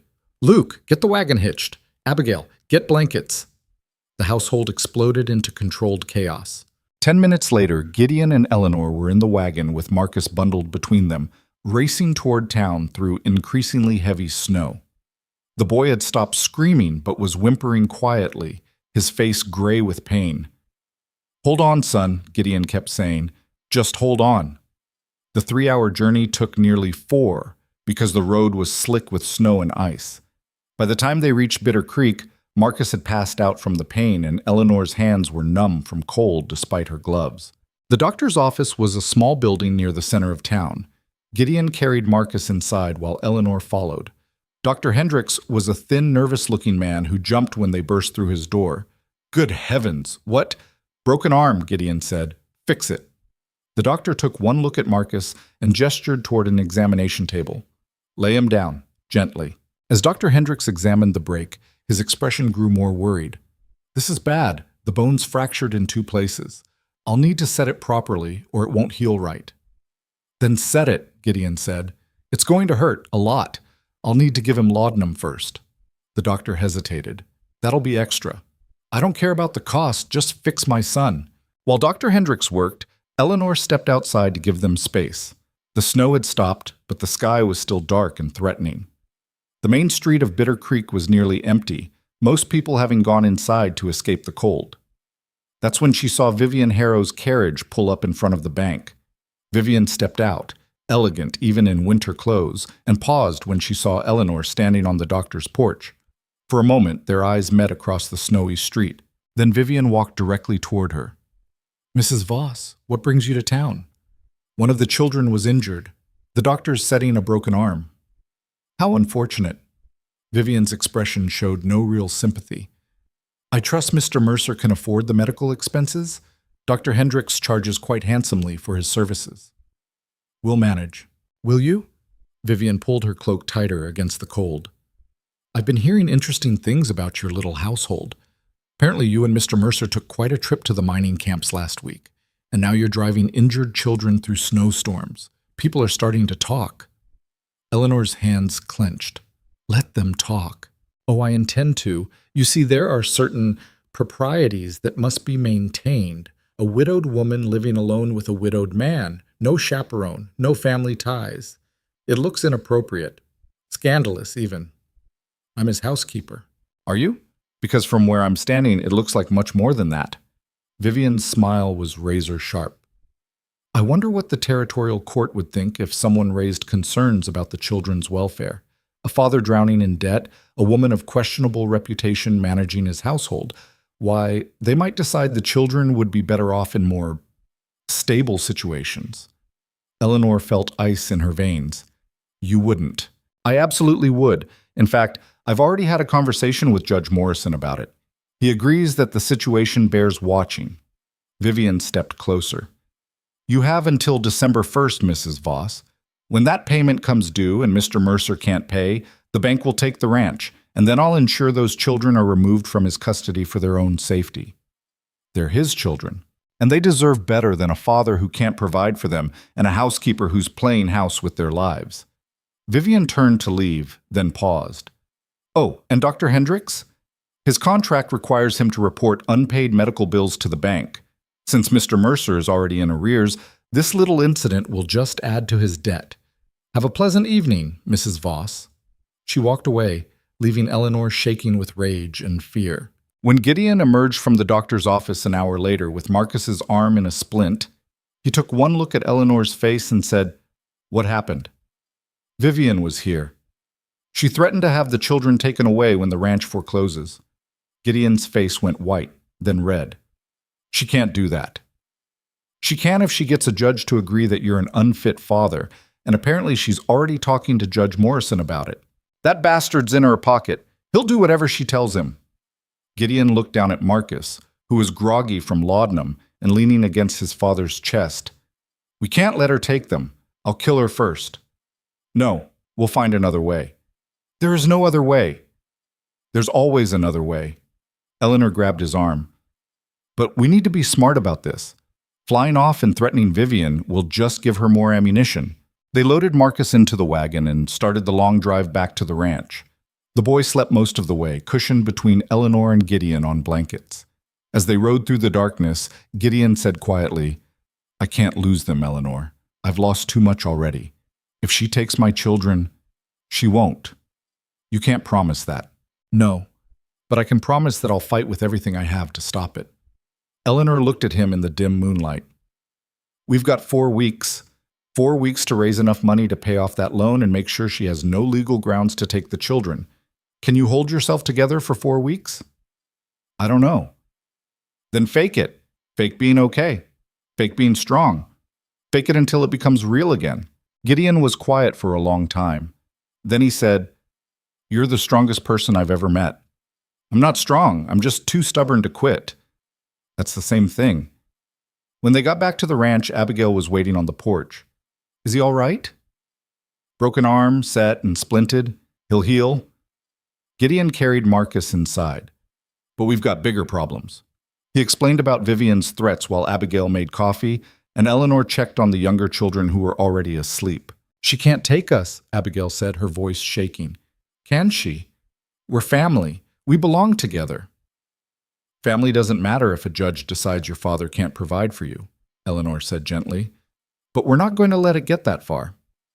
Luke, who'd been listening from the doorway, spoke up. What about the Martinez cattle? When are they delivering them? 2 days from now. And how much can we make if we sell them quick? Gideon rubbed his face. Maybe 700-800 if we're lucky and find the right buyer. That plus what I've saved gives us maybe 1,600 total. Still nowhere near 4,000. Then we need to find another way to raise the rest. Luke sat down at the table. What else do we have that's worth money? They inventoried everything. The ranch had tools, equipment, horses, a few pieces of furniture. But selling everything they owned still wouldn't come close to the amount they needed. There's one more option, Eleanor said slowly. Something I've been thinking about. Everyone looked at her. What if we don't pay Vivian at all? Gideon stared. What are you talking about? I'm talking about going over her head. Taking this to the territorial government, exposing her predatory lending practices, her threats, her manipulation of the local economy. If we can prove she's operating illegally, the whole contract might be void. That would take months. We don't have months. Maybe we don't need months. Maybe we just need enough evidence to delay the foreclosure while an investigation happens. Eleanor leaned forward. Luke, when you went to town, did anyone else complain about Vivian's lending practices? Everyone complains, but nobody does anything about it because they're scared. What if we could show them they don't need to be scared? What if we could convince even 3 or 4 families to come forward with evidence of fraud? Abigail shook her head. Nobody will risk it. We already tried that, remember? Everyone refused to help. That was before Vivian threatened to take children away from their father. That was before she showed her hand. Eleanor's mind was racing now. People in this valley are scared, but they're not heartless. If we can make them see that Vivian's not just destroying one family but threatening all of them, maybe we can turn the tide. Or maybe we'll just make ourselves bigger targets, Gideon said. We're already targets. At least this way we're fighting back. The room fell silent as everyone absorbed this. Finally, Luke said, I'll help. Tell me what you need. Over the next 2 days, Eleanor and Luke made another trip to town. This time not for supplies, but for information. They talked to merchants who'd been forced out of business by Vivian's monopolies. They spoke with ranchers who'd lost land to her bank. They found families who'd been crushed under impossible interest rates. And slowly, carefully, they started building a case. Not everyone was willing to help. Most people were still too frightened, but a few, just a few, were angry enough to take the risk. Sarah Henderson, whose husband had borrowed money for medical expenses, and ended up paying triple the original loan amount in interest. Old man Cohen, who'd lost his land to foreclosure after one missed payment. The owner of the livery stable, who'd been forced to pay protection money to keep Vivian from running him out of business. Each one had a story. Each one had documents. Each one had proof. By the time the Martinez brothers arrived with their 60 head of cattle, Eleanor had a folder full of evidence showing a pattern of fraud, extortion, and criminal conspiracy that went back years. The cattle delivery was chaotic. The herd was in good condition, but managing 60 head in winter weather with limited help was a nightmare. It took Gideon, Luke, and both Martinez brothers working until midnight to get the cattle secured in the south pasture. Eleanor watched from the kitchen window as they worked, these men fighting against impossible odds with nothing but determination and stubbornness. The next morning, Gideon rode out before dawn to find buyers for the cattle. He was gone for 3 days. While he was away, Eleanor kept the household running. She cooked, cleaned, helped the children with lessons, and tried not to think about what would happen if they failed. Tried not to think about Millie being taken away to some boarding school, or the twins being separated, or Abigail being forced to work in Vivian's household like a servant. On the third day, Gideon returned. His face told the story before he even spoke. $8 a head, he said, dismounting slowly. That's the best I could do. Everyone knows we're desperate. They're taking advantage. $8 a head meant $480 total. Combined with what Gideon had saved, that gave them maybe $1,300. Still, $3,000 short. It's not enough, Gideon said. His voice was hollow. We tried everything, and it's not enough. Eleanor wanted to argue, wanted to tell him not to give up, but the numbers didn't lie. They were out of time and out of options. That night, she couldn't sleep. She stood at her window watching the snow fall and trying to figure out what she'd missed, what other possibility existed that they hadn't explored.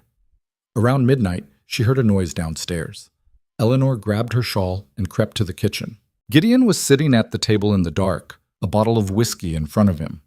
He wasn't drinking it, just staring at it like it held answers. Can't sleep either? Eleanor asked softly. He looked up. I keep thinking about the day Catherine died. How I couldn't save her, couldn't save the baby. Just had to stand there and watch them both slip away. His voice cracked. And now I can't save our children either. I'm going to lose them the same way I lost her. Eleanor sat down across from him. You haven't lost them yet. It's 3 weeks until the payment's due, Eleanor. We're $3,000 short. It's over. Maybe not. I've been thinking about the evidence we collected. What if we take it to the territorial marshal instead of a local judge, someone outside Vivian's influence? The nearest marshal is in Helena. That's a week's journey in good weather, and in case you haven't noticed, we're in the middle of winter. Then we send someone. Luke could go. He's young, strong, he can make the trip. And then what? Even if the marshal agrees to investigate, it won't stop the foreclosure. Vivian will take the ranch while the investigation drags on for months. Eleanor knew he was right, but she couldn't accept it. Couldn't accept that they'd come this far only to fail. There has to be something else, she said desperately. Some way to buy more time or raise more money or A knock on the front door interrupted her. They both froze. It was past midnight. Nobody came calling at this hour unless something was terribly wrong. Gideon grabbed his rifle and went to the door. Eleanor followed. When he opened it, Vivian Harrow's bodyguard stood on the porch. Ma'am sent me with a message, the man said. She wants to see you both tomorrow, noon, at her house in town. Says it's important. Tell her to go to hell, Gideon started to say. She said if you don't come, she'll have the sheriff remove the children from the property tomorrow night. Eleanor grabbed Gideon's arm before he could raise the rifle. We'll be there. The bodyguard nodded and disappeared into the darkness. Gideon slammed the door hard enough to rattle the frame. She's playing games, trying to scare us. It's working, Eleanor said. But we'll go anyway. We'll hear what she has to say. Why? So she can gloat about destroying us? Maybe. Or maybe she's going to make one final offer. Either way, we need to know what we're dealing with. The next day, they left the children with Abigail and made the long ride to town. The snow had stopped, but the cold was brutal, cutting through their clothes like knives. Vivian's mansion was the largest building in Bitter Creek, a 2-story Victorian that looked completely out of place in the rough Montana town. Inside, everything was polished wood, expensive carpets, and crystal chandeliers.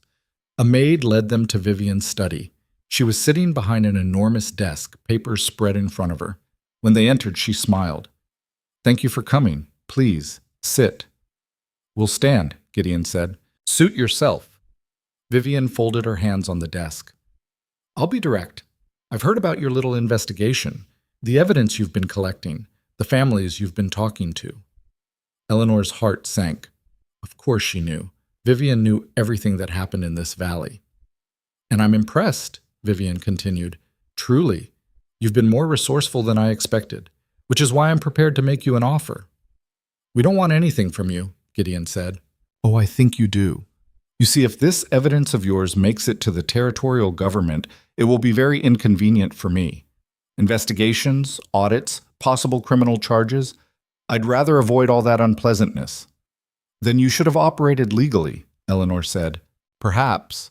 But what's done is done. The question now is what happens next." Vivian pulled out a document. "I'm prepared to forgive your debt entirely. The ranch is yours, free and clear. No more payments, no foreclosure. In exchange, you give me all the evidence you've collected and agree never to speak of this matter again." Eleanor and Gideon looked at each other. It was everything they needed. The ranch saved, the children safe, their future secure. "What's the catch?" Eleanor asked. "No catch. Simply a business transaction. You get what you want, I get what I want." Vivian smiled. "Of course, this offer expires when you leave this room. If you walk out that door without signing, the original deal stands. The ranch forecloses in 3 weeks, the children are removed from Mr. Mercer's custody, and I bury you so deep in legal trouble you'll never see daylight again." Gideon's hand moved toward the pen. Eleanor grabbed his wrist. "Don't," she said quietly. "Eleanor, this is our chance. It's a trap. Can't you see that? She's offering to forgive one debt while making you indebted to her forever. The moment you sign that, she owns you. She already owns us. No, she owns the ranch. She doesn't own us." Eleanor turned to Vivian. "What about the other families? The ones you've been destroying for years? Does your offer include them too?" Vivian's smile faded. "This offer is for you only." "Then we're not interested." "Eleanor," Gideon started. "I said we're not interested." Eleanor stood. "You can threaten us all you want, Mrs. Harrow. You can take the ranch. You can try to take the children. But we're not going to sign away our souls to save our skin." Vivian's expression turned cold. "You're making a terrible mistake." "Maybe, but it's our mistake to make." Eleanor walked toward the door. Behind her, she heard Gideon hesitate for just a moment. Then his footsteps followed her. They'd almost reached the front door when Vivian called out, "The barn fire! That was you, wasn't it?" Both of them froze and turned. Vivian stood at the top of the stairs, her face triumphant. "Oh yes. I wondered when someone would figure it out. The fire that nearly killed that little girl. That was one of my men. I ordered him to burn down your barn to send a message." Eleanor felt rage flood through her veins. "You tried to kill a child. I tried to send a message. The fact that a child nearly died was unfortunate, but irrelevant." Vivian descended the stairs slowly. "You see, I always win, Mrs. Voss. Always. And you just made the worst decision of your life by walking away from my offer." Gideon's hand went to the gun at his belt. Eleanor stopped him with a look. "Come on," she said quietly. "She's not worth it." They walked out into the cold afternoon. In the wagon, Gideon was shaking. "She admitted to arson, to trying to kill Millie. We can use that. We can't prove anything. It's our word against hers, and she owns everyone who matters." Eleanor stared at the road ahead. "But at least now we know exactly who we're dealing with. We just turned down our only chance to save the ranch." "No, we turned down a devil's bargain. There's a difference." "I hope you're right. Because if you're not, we just sacrificed everything for nothing." Eleanor hoped she was right too. But as they rode back toward Black Hollow Ranch through the gathering darkness, she couldn't shake the feeling that they'd just declared war on an enemy who'd already won. The confession changed everything. Within hours of their return from Vivian's mansion, Eleanor and Gideon had gathered everyone who'd given them evidence and told them what Vivian had admitted: the barn fire, the deliberate targeting of a child, the confession of arson. "She said it to your faces?" Sarah Henderson asked. her voice shaking. She admitted ordering the fire. Word for word, Eleanor confirmed. She was bragging about it. Old Man Cohen slammed his fist on the table. That's attempted murder. If we can get her to say it again in front of a witness who matters— She won't, Gideon interrupted. She said it because she knew we couldn't prove anything. No witnesses except us. No evidence except our word. Then we make her say it again, Luke said from the doorway. Set a trap. Get her to confess where someone else can hear. Everyone turned to look at the 17-year-old. How? Eleanor asked. Luke thought for a moment. She thinks she's won. She thinks we're desperate and broken. What if we use that? What if one of us goes to her pretending to accept her deal, gets her talking, and has someone hidden nearby to witness it? That's dangerous, Gideon said. Everything we're doing is dangerous. Luke looked at his father. But it's better than sitting here waiting to lose. Over the next 3 days, they planned. It would have to be Eleanor who approached Vivian. Gideon was too angry, too volatile. But Eleanor could play the desperate woman looking for a way out. And if they positioned someone in the right place at the right time, they might be able to get the evidence they needed. The problem was finding someone Vivian didn't control who could serve as a credible witness. That's when Rafael Martinez suggested his cousin. Eduardo works for the Territorial Land Office in Helena, Rafael explained. He's honest, can't be bought, and he's been wanting to investigate corruption in this valley for years. He just never had enough evidence to justify a formal investigation. Would he come all the way out here based on what we have? Eleanor asked. If I ask him, yes. We're family. He'll listen. Rafael sent a telegram that same day. While they waited for Eduardo's response, life at the ranch continued in a strange state of suspended tension. The children sensed something was wrong but didn't understand what. Millie had started having nightmares again. Tommy got into fights with the twins. Even Abigail, usually so composed, was short-tempered and anxious. 4 days after the telegram was sent, Rafael returned with news. Eduardo was coming. He'd arrive in 3 days and stay as long as necessary to gather evidence. But he needs more than just testimony, Rafael warned. He needs documents, witnesses willing to testify in territorial court, and ideally, some kind of confession directly from Vivian herself. We can get that, Eleanor said with more confidence than she felt. The night before Eduardo was due to arrive, Eleanor couldn't sleep. She stood at her window watching the stars and trying to calm the fear churning in her stomach. They were so close now, so close to either saving everything or losing it all. A knock on her door made her turn. Gideon stood in the hallway, looking haggard in the lamplight. Can't sleep either? She asked. Keep thinking about what happens if this doesn't work. If we fail. He stepped into the room uninvited, and Eleanor didn't stop him. The children get split up, sent to different places. They'll lose each other along with everything else. That's not going to happen. You can't know that. No, but I can believe it. Eleanor sat on the edge of her bed. You want to know what I learned from burying my husband with my bare hands? Gideon waited. I learned that sometimes the only way to survive is to decide that giving up isn't an option. You just declare it. You say, I'm not quitting, and then you don't. Even when it's impossible, even when it's stupid, you just keep going because the alternative is unthinkable. That's not a plan. That's just stubbornness. Sometimes stubbornness is all you've got. Eleanor looked at him directly. Your children need you, Gideon. Not the broken version that's been stumbling through the last 2 years. They need the father who built this ranch from nothing, the man who fought for what mattered. Can you be that person again? Gideon's face crumpled. I don't know if that person still exists. He does. I've seen glimpses of him. When you charged into the burning barn after Millie. When you stood up to those men at the mining camp. When you held my hand and promised to keep fighting. Eleanor stood and crossed to where he stood. That person is still in there. He's just scared. Terrified, Gideon admitted. His voice broke. I'm so scared of losing them, Eleanor. I can't go through that again. I barely survived it the first time. Then don't survive it. Win it. Fight for them with everything you have. She reached out and took his hand. And let me fight beside you. Gideon looked down at their joined hands.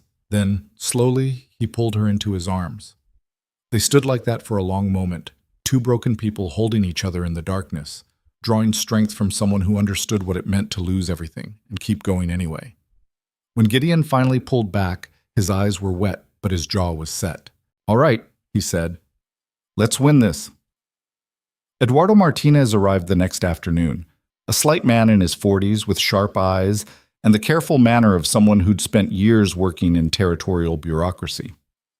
He listened to their evidence, read through the documents, and interviewed each witness who'd come forward. After 3 hours, he sat back and said, "You've got enough here to launch an investigation, maybe enough to bring charges.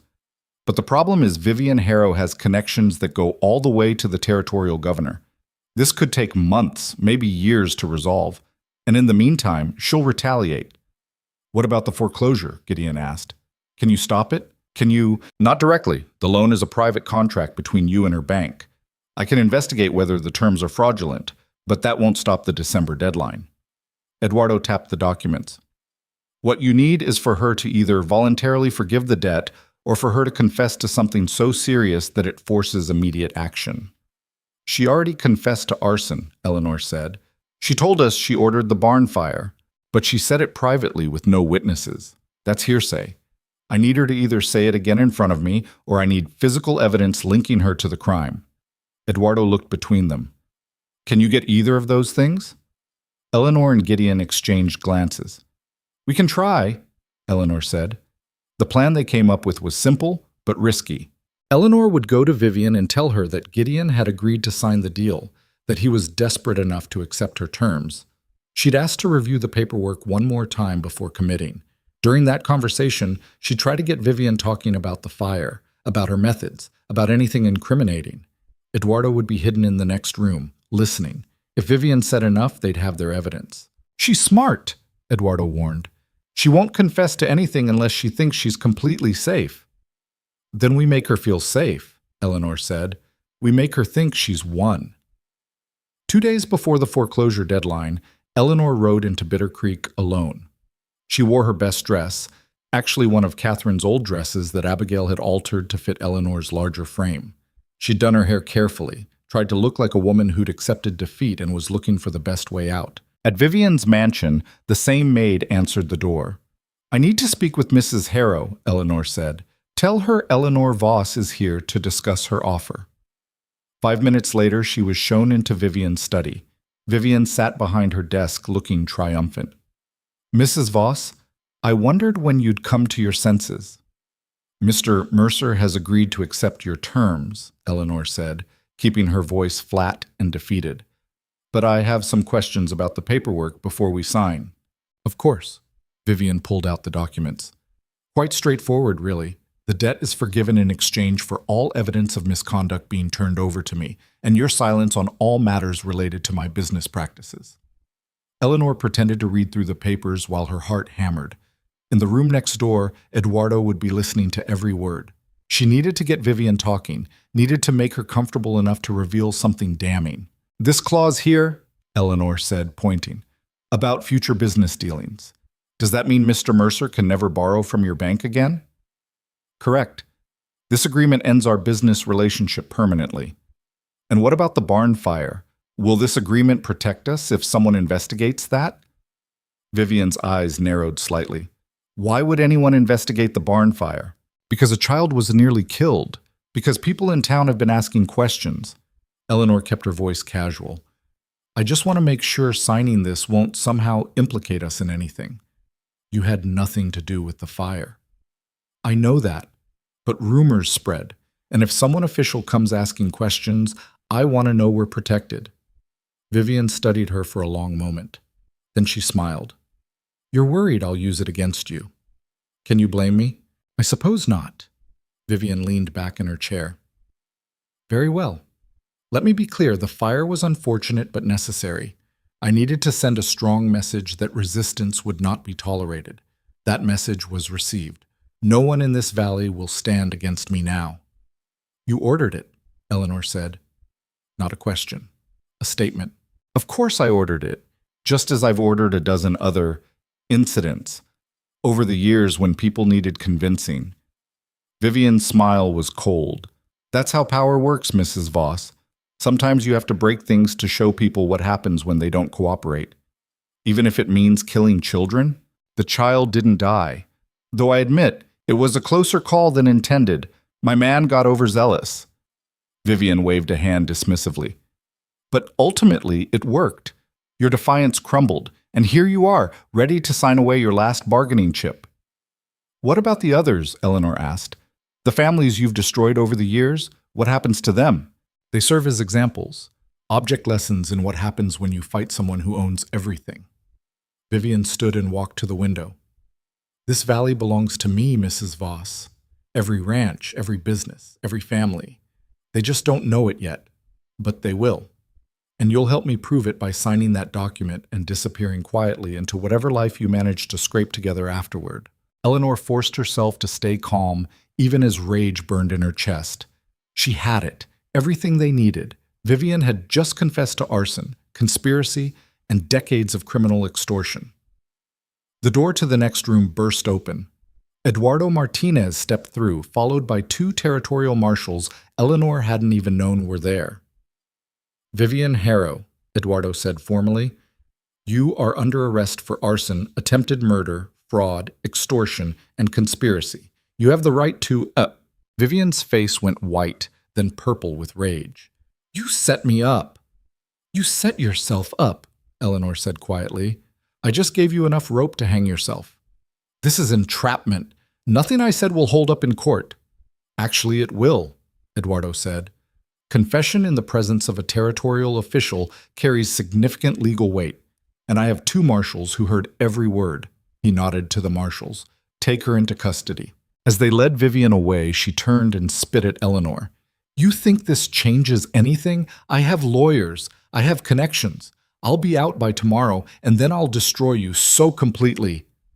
Your bank is being seized by territorial authorities as we speak, Eduardo interrupted. Your assets frozen. Your business is under investigation. You won't be destroying anyone from inside a jail cell. He looked at Eleanor. Well done, Mrs. Voss. Eleanor's legs suddenly felt weak. She sat down hard in the nearest chair. It was over. Actually, over. Eduardo sat across from her. The loan documents we found in the bank record show clear evidence of fraud. Interest rates far above legal limits, manufactured fees, predatory terms designed to ensure default. The contract is void. The ranch is yours free and clear. And the children? Safe. Judge Morrison has recused himself from any cases involving the Mercer family due to conflict of interest. A new judge will be assigned, and given what we've uncovered, there's no chance of the children being removed from their father's custody. Eduardo smiled. You did it. You saved your family. Eleanor started crying and couldn't stop. All the fear, all the stress, all the impossible weight she'd been carrying for months came pouring out in great heaving sobs. Eduardo politely excused himself and left her alone to fall apart in Vivian Harrow's study. When she finally pulled herself together enough to ride back to the ranch, the sun was setting. She found everyone waiting in the yard, Gideon, Luke, Abigail, all the children, and half a dozen neighbors who'd come to hear the news. It's over, Eleanor said as she dismounted. Vivian's been arrested. The loan is void. The ranch is ours. The cheer that went up could probably be heard in the next county. Gideon ran to her and swept her up in his arms, spinning her around like she weighed nothing. When he set her down, he was crying too. You did it, he kept saying. You actually did it. We did it, Eleanor corrected. All of us. That night, the ranch felt alive in ways it hadn't in years. People brought food. Someone produced a fiddle. Children ran wild through the house.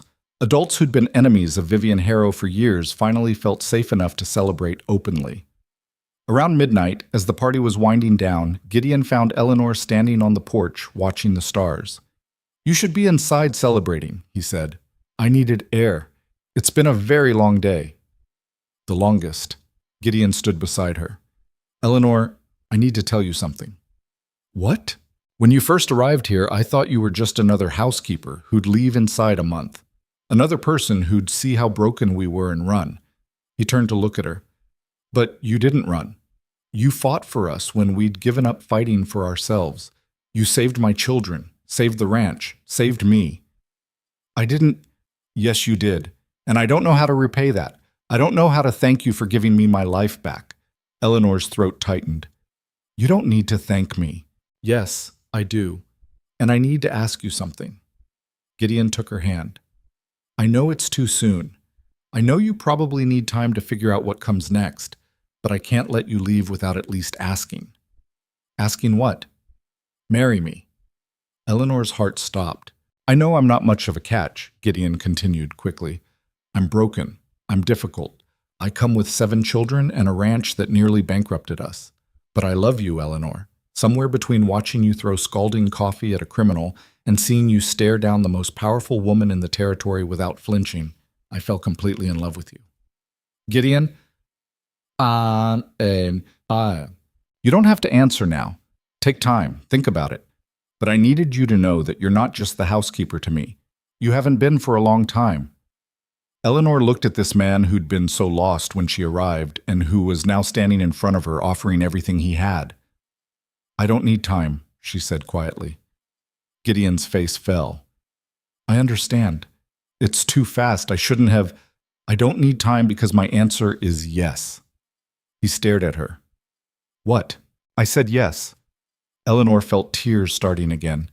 I've spent my entire life being told I was too much, too big, too loud, too demanding, too everything.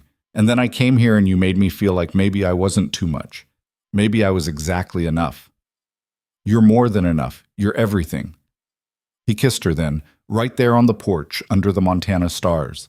And Eleanor felt something inside her that had been locked up tight for years finally break open. When they pulled apart, they found 7 children standing in the doorway watching them. Are you going to be our ma now? Millie asked. Eleanor looked at these children who'd somehow become hers without her even realizing it was happening. If you'll have me. The children rushed forward in a tangle of hugs and shouts and tears. Even Luke, who usually held himself so carefully apart, wrapped his arms around both Eleanor and his father and held on tight. Does this mean we don't have to call you Mrs. Voss anymore? One of the twins asked. You can call me Eleanor, or Ma, if you want. Whatever feels right. Ma, Millie whispered, testing the word. Then louder, Ma. The wedding happened 3 weeks later in the ranch's newly rebuilt barn. Half the valley came to celebrate. The Martinez brothers, the Hendersons, even old man Cohen, who claimed he was only there for the free food but whose eyes got suspiciously wet during the vows.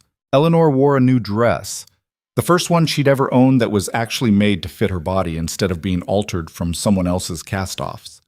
Abigail had helped her with her hair, weaving in wildflowers that would be gone once winter truly set in, but were perfect for today. Gideon wore his best suit and couldn't stop staring at her like he was afraid she might disappear if he looked away. The ceremony was simple.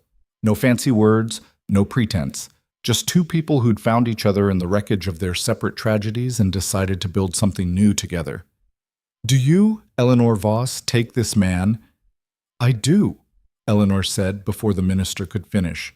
I absolutely do.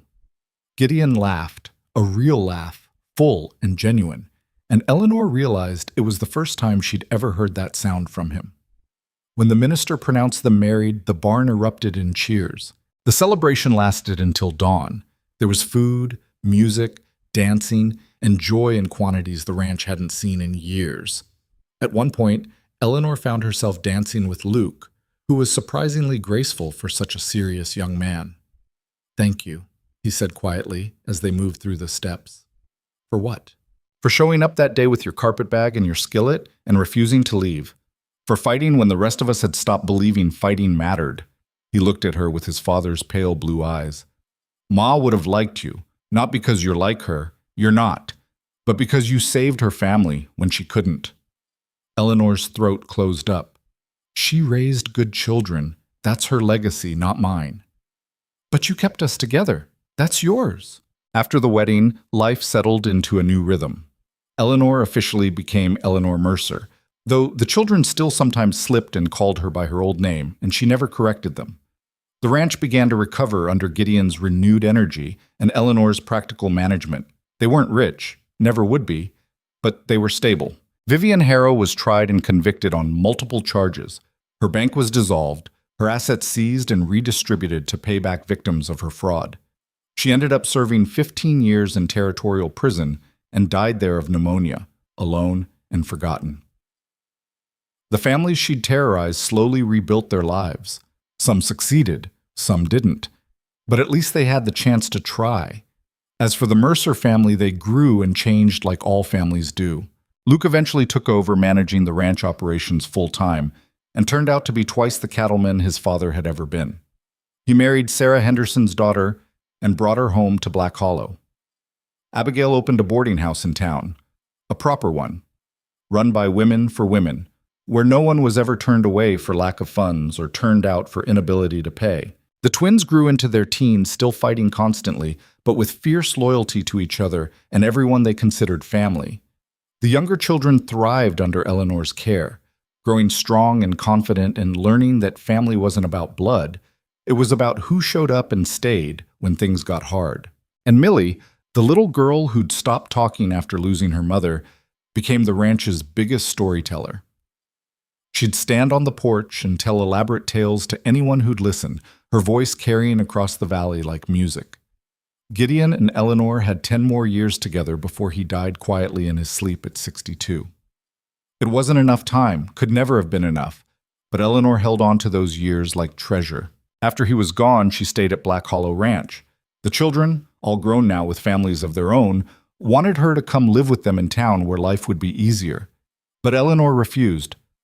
"This is my home," she said simply. "These are my people. This is where I belong." She lived another 20 years, running the ranch with Luke's help, watching her stepchildren's children grow up, becoming the matriarch of a family that had adopted her as thoroughly as she'd adopted them. People came from all over the territory to meet the legendary Eleanor Mercer, the woman who'd taken on Vivian Harrow and won, who'd saved an entire valley from a tyrant's grip, who'd rebuilt a broken family with nothing but determination and love. But Eleanor never saw herself as legendary. She was just a woman who'd arrived at a dying ranch with a torn carpet bag and a cast-iron skillet, who'd decided that sometimes the only way to survive was to plant yourself firmly in the middle of an impossible situation and refuse to move. She was just a woman who'd learned that taking up space in the world wasn't something to apologize for. She was just a woman who'd discovered that family wasn't about who birthed you or married you or shared your blood. It was about who fought beside you when everything was falling apart. And she was just a woman who'd proven that the most dangerous person in any fight is the one who's already lost everything and decided they have nothing left to fear. When Eleanor died at 78, the entire valley turned out for her funeral. They buried her next to Gideon in the plot overlooking the ranch she'd fought so hard to save. The headstone was simple: Eleanor Voss Mercer, beloved wife and mother. But the children, now gray-haired themselves, added one more line beneath it: she refused to disappear. And in the years that followed, when people told stories about Black Hollow Ranch and the woman who'd saved it, that line became the heart of the tale. Because Eleanor Voss Mercer had done more than save a ranch or defeat a villain or keep a family together. She'd shown an entire valley of people that the world couldn't make you small unless you agreed to it. She'd proven that being called too much by small-minded people just meant you were exactly the right size for the life you were meant to live. And she demonstrated that sometimes the greatest act of courage wasn't charging into battle or making grand speeches or doing anything that looked heroic from the outside. Sometimes courage was just showing up every day and refusing to quit, even when quitting would be easier. Sometimes courage was looking at an impossible situation and saying, "I'm staying anyway." Sometimes courage was being willing to take up space in a world that wanted you to disappear. Eleanor Voss Mercer had taken up space, had fought for her place in the world, had refused to be erased or diminished or broken. And in doing so, she had left behind a legacy that lasted long after her death. A family that thrived, a valley that remembered, and a story that reminded people that you don't have to be perfect or powerful or even particularly special to change the world. You just have to show up, stay, and refuse to disappear.